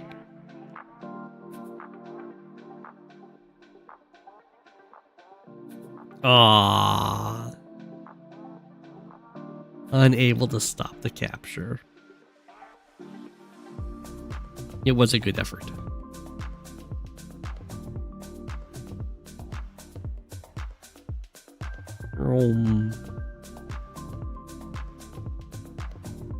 Starting to capture here. I even start going for the comm tower.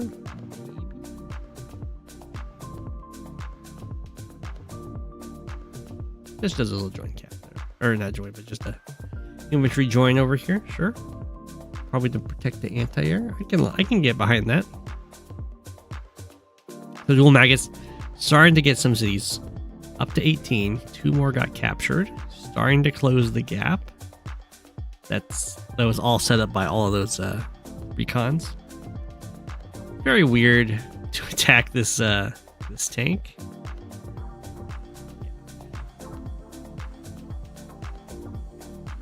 Not quite sure what Sasha's doing here. Going off this recon makes sense. But like hitting this artillery doesn't really make sense. It just repairs up to 10. This anti-air is now super exposed. Tanks are gonna be sad. It's just like fire and then whatever got built on this base.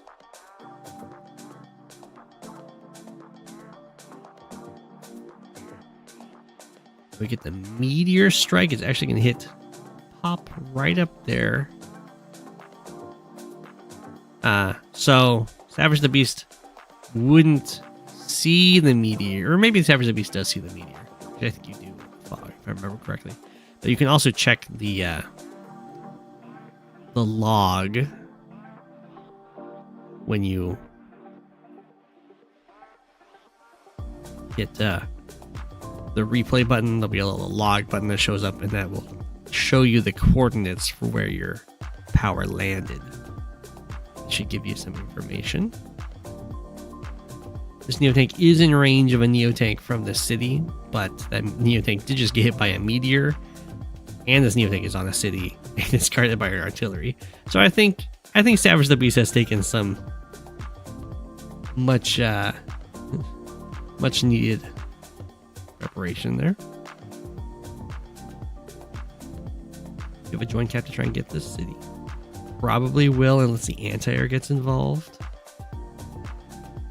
You have the market crash to try and save this comm tower. That is such a bizarre situation that we see here. So this infantry reveals the artillery. I mean, the only thing that's doing, Sasha's just going to resign after this attack, I imagine, because there's the Sturm power active on the Neotank on the city that has more health, and it's guarded by an artillery.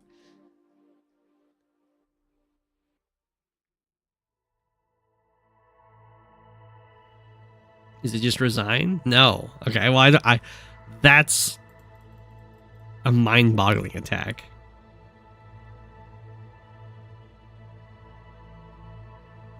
It might just be the situation of like, I'm going to resign. I just want it to look a little like for sure convincing that I'm going to lose. So I'll go for this attack and then resign with a clear conscience. I can understand that. I've done that.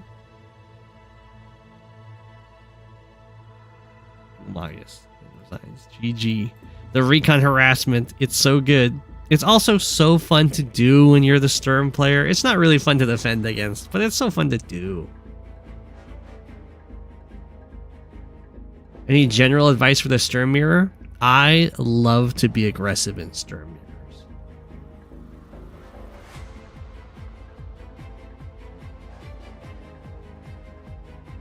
It is a tough matchup for Sasha, I think.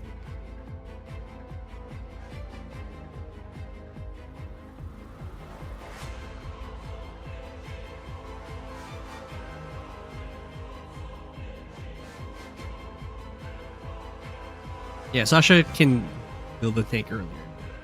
Just in time.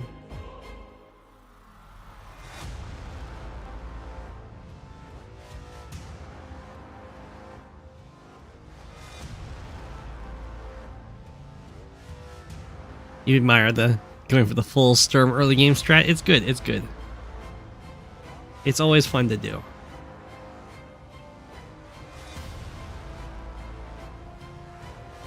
And boy, is it frustrating to be like, I'm building the counter unit, I'm winning the fights, but I'm like so far behind in the capture game. Sturm does have to be careful because it's very possible to just lose all your recons and have only delayed their capture game by actually only like a turn for all those cities, and then they get all those cities and you're just way down. Be clap aggressive. Be aggressive. Yeah. Be aggressive. Be aggressive.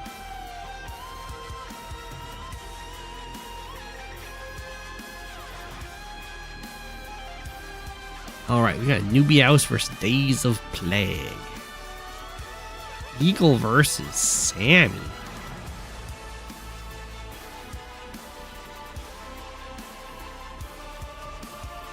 I gotta say, I would not have chosen Sami on this map. So while in Fog of War, Sami's like tier 4, tier 3, barely CO.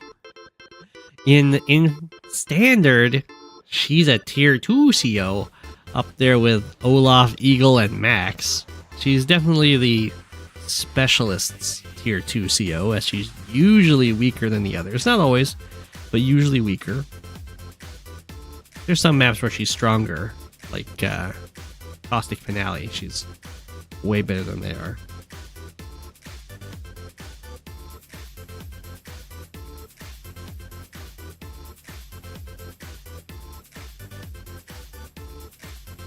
Yeah, if you only play Fog, you'll never see this matchup. But particularly on this map in Standard, I wouldn't think Sami would be super happy. Just because it is a standard map with black boats on the HQs. So she doesn't have quite that same reach with her victory march. Although there are a lot of cities spread out, so it's also possible to just kind of plan to capture a bunch of cities and or the comm tower with the victory march. You get a hit that way. But I would be a little bit concerned about just getting rolled over by Eagle or Max in a vehicle when the vehicles start coming out. So we'll see what shenanigan DaysOfPlague gets up to here with the infantry. They can go for captures that, or Sami can go for captures that other COs cannot do,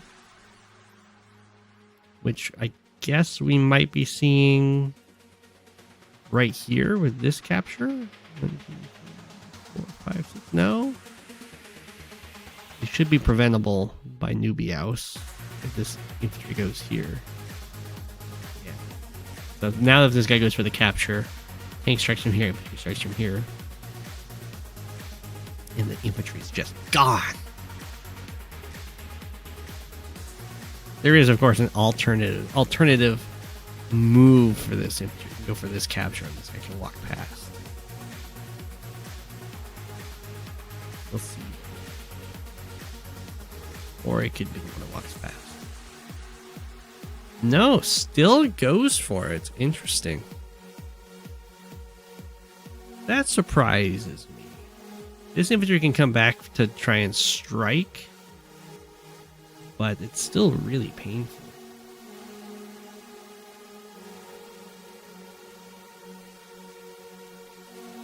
Because then it's giving up the contesting this city.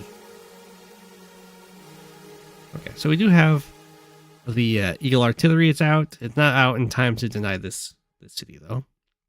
You can just fire after the fact.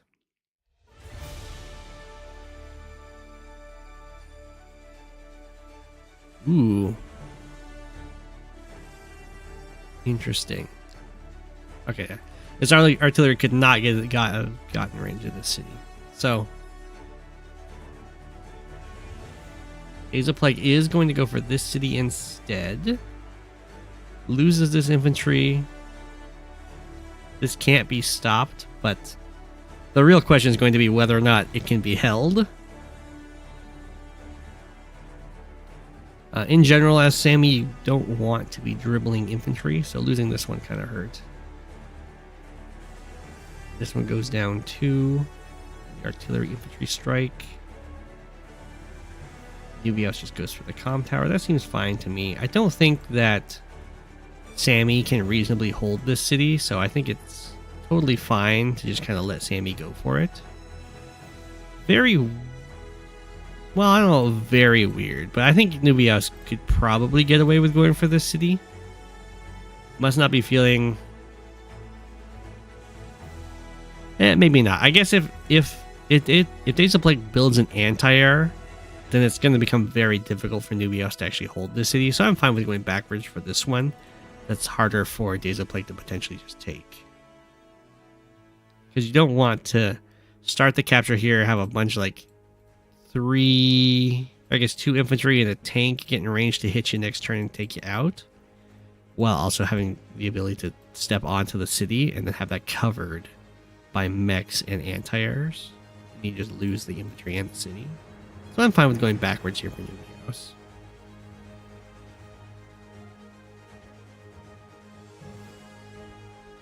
DaysOfPlague does get the little interrupt over here. It's only going to be for a turn. Copter can't really hang around when this anti-air comes to the scene. It's also going to be really awkward for this copter.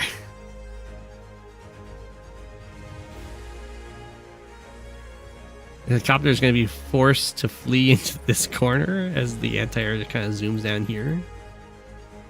And then the infantry moves here.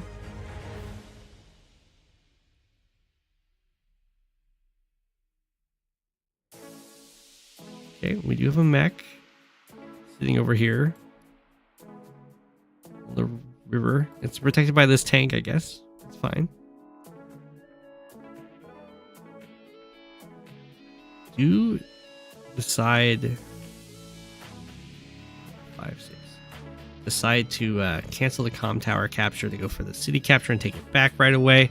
I think I'm okay with this because we're gonna have so much potential defenders for this capture. Yeah, the artillery, got copter tank. So while DaysOfPlague can't interrupt this, whatever goes for the interrupt is just gonna die. And NewbieAus is gonna feel very happy if DaysOfPlague starts trading off infantry.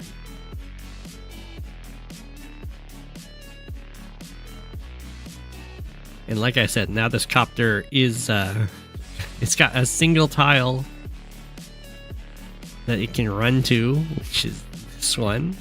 It doesn't want to die to the anti-air. Just kind of awkwardly caught in the corner.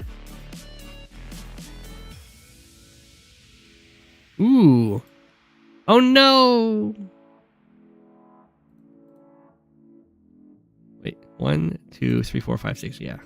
I think that's just not enough damage. I think this and this can kill the 8 health infantry in the woods. Or maybe they can't, because NewbieAus doesn't have a comm tower. It's a spicy move from DaysOfPlague for sure.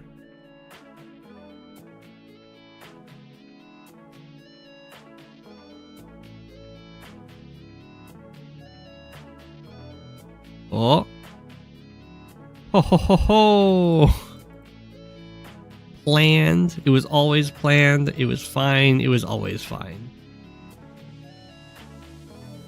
I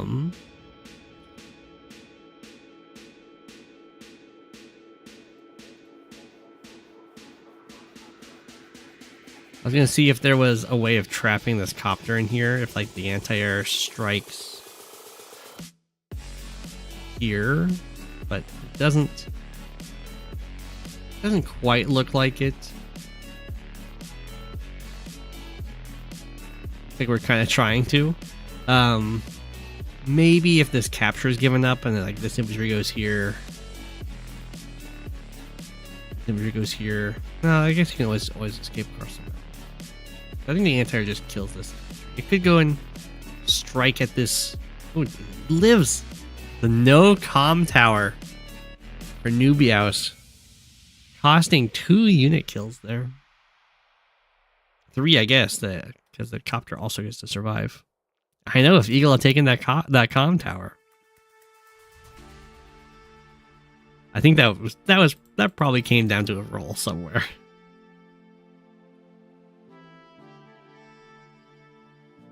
But good on DaysOfPlague for getting that copter out of there.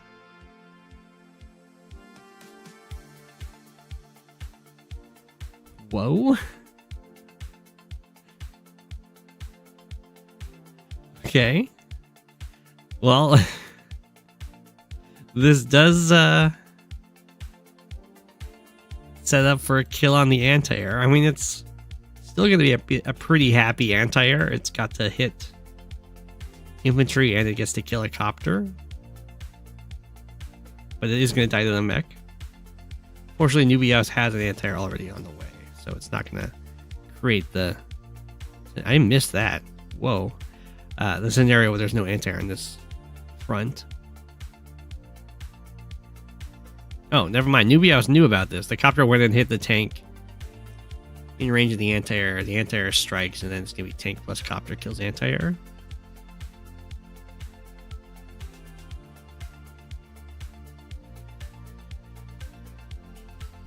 That's a classic Eagles strat there.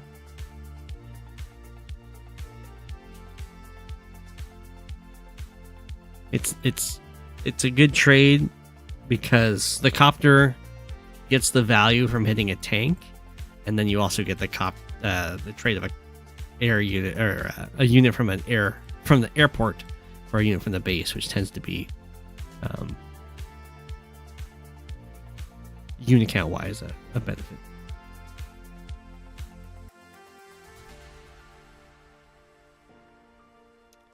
Yeah, you can always swap your replay submissions, assuming I remember.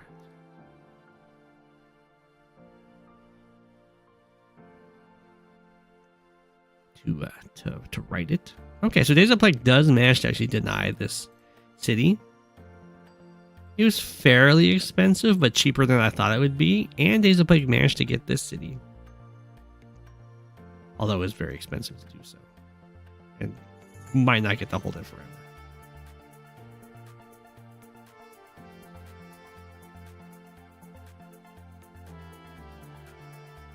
But it does mean Days of Plague is up by 1k, on the way to get more. Slash maybe lose more very soon.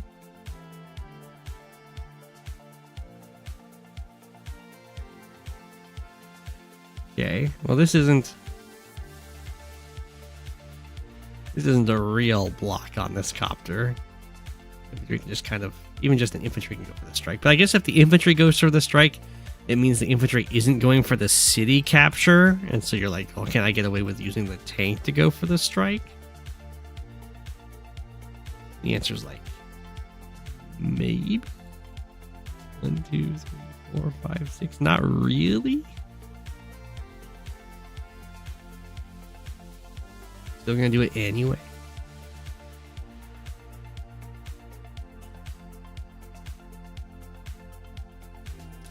Well, if you're not going to go for the city capture, then just use the infantry, right? That's a little weird. Guess it's probably going to be fine for Days of Plague over there. Just decided to go for the single tank strike. There would be like tank anti-air strike is what I was looking at. But maybe that's not safe enough. The tank wouldn't be able to reach the anti-air if it was here.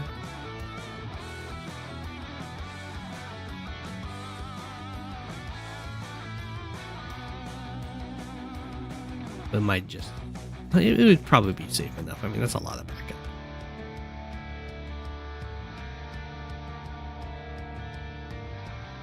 Bring in some artillery as well. I do believe that this is just a straight up stolen city. Never mind, we got double time. What's the double time for? Is that just to stop this city cap? Okay.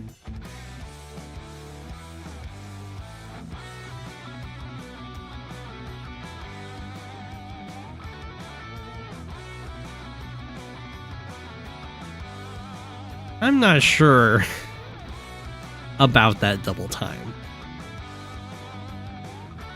I guess it does set up this capture, which is pretty cute with the like 2 artillery defending, but actually only 1's really defending kind of deal.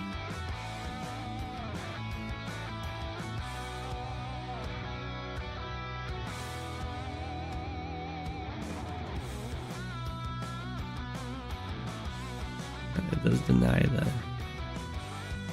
capture. NewbieAus offering a lot of copters here to the Plague Gods. Days of Plague.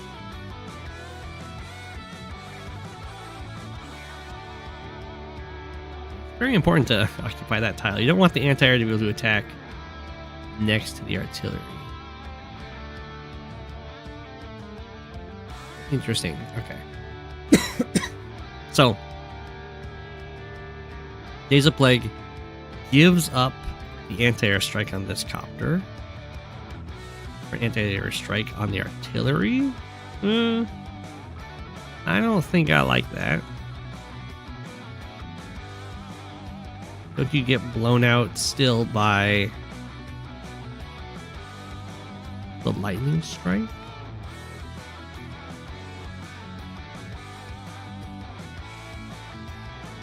Maybe not.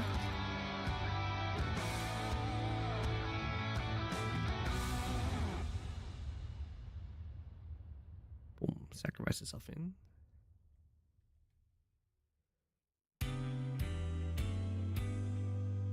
Going after the mech. Okay, we are going to go for the lightning strike, it looks like.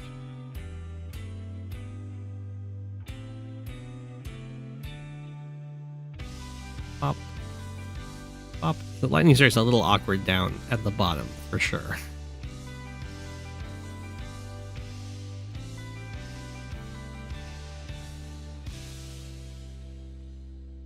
I mean, there's some captures that you can easily go for and start setting up defenses thanks to the lightning strike.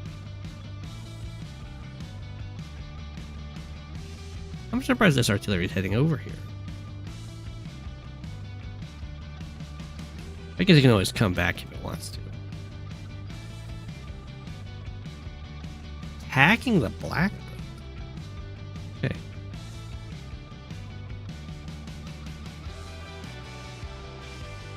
Hacking into range of the anti-airs. I guess it's a 5 health copter, so it doesn't matter is the idea.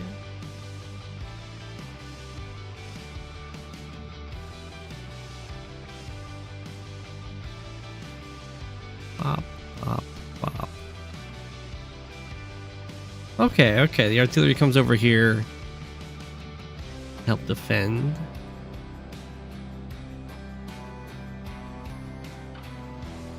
NewbieAus not interested in going for these captures.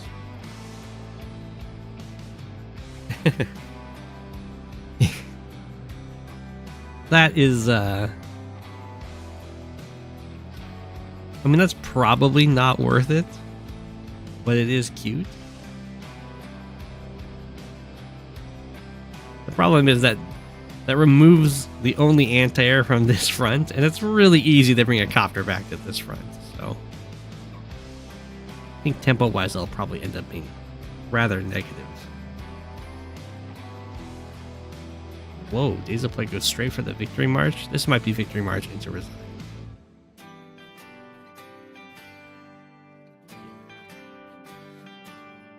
And I guess you get to hit the artillery.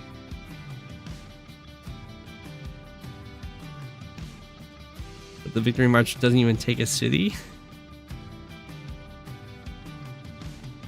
That's gotta be. Oh, it does take one.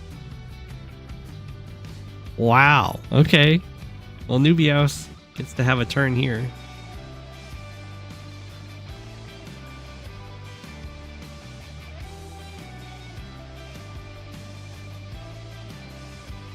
I'll say DaysOfPlague has done a good job of keeping the foot soldier count pretty high here.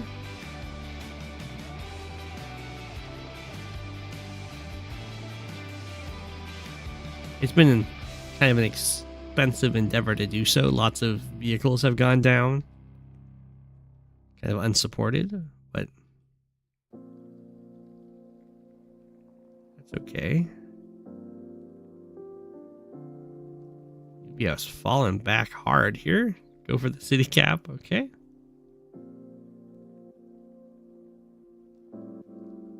We're at 38 units to 28 Eagle versus Sami. But it is the march of the mechs here. Wow, okay, well I thought DaysOfPlague was going to be basically forced to resign. But things are looking kind of okay-ish. I mean, Eagle still has a huge unit count and unit value lead.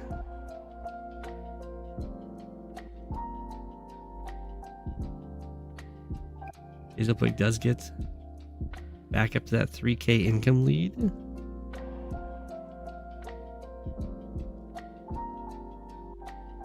I think NewbieAus might be just going for the I'm Eagle, I have no reason to trade off units.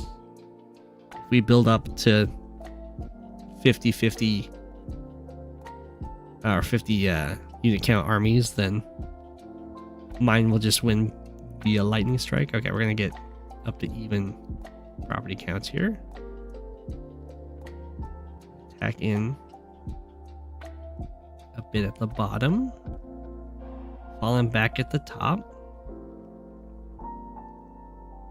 Start capturing the comm tower. Sammy's running out of everything at the bottom. I think DaysOfPlague is in an all-in position to try and take this HQ, but it's gonna be tough. No bomber's gonna be able to make it up there. The Neo tank plus the rockets and artillery are gonna have to try and fire. But there's no way, right, the NewbieAus would ever let DaysOfPlague get into a spot where the black boat could be fired upon. I say as the black boat can currently be fired upon. I mean, the tanks have to go in and attack these artillery.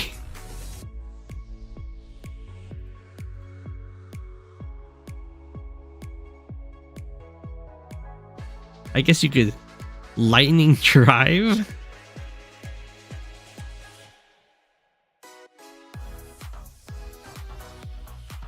Okay, we are attacking the artillery.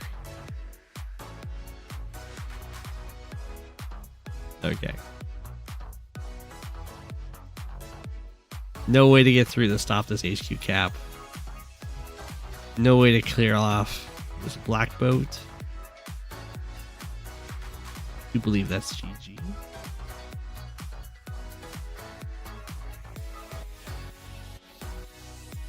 DaysOfPlague resigns.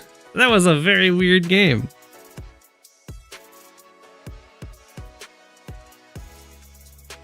It is the stream of the lightning drive. Wow, that would be mean.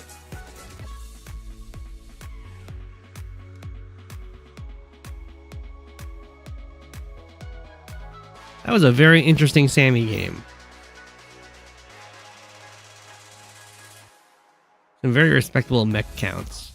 I think it's really difficult to not let infantry get picked off in the early game, but the little death balls actually ended up working out pretty nicely. But ultimately, I think the victory marches got kind of forced into awkward situations.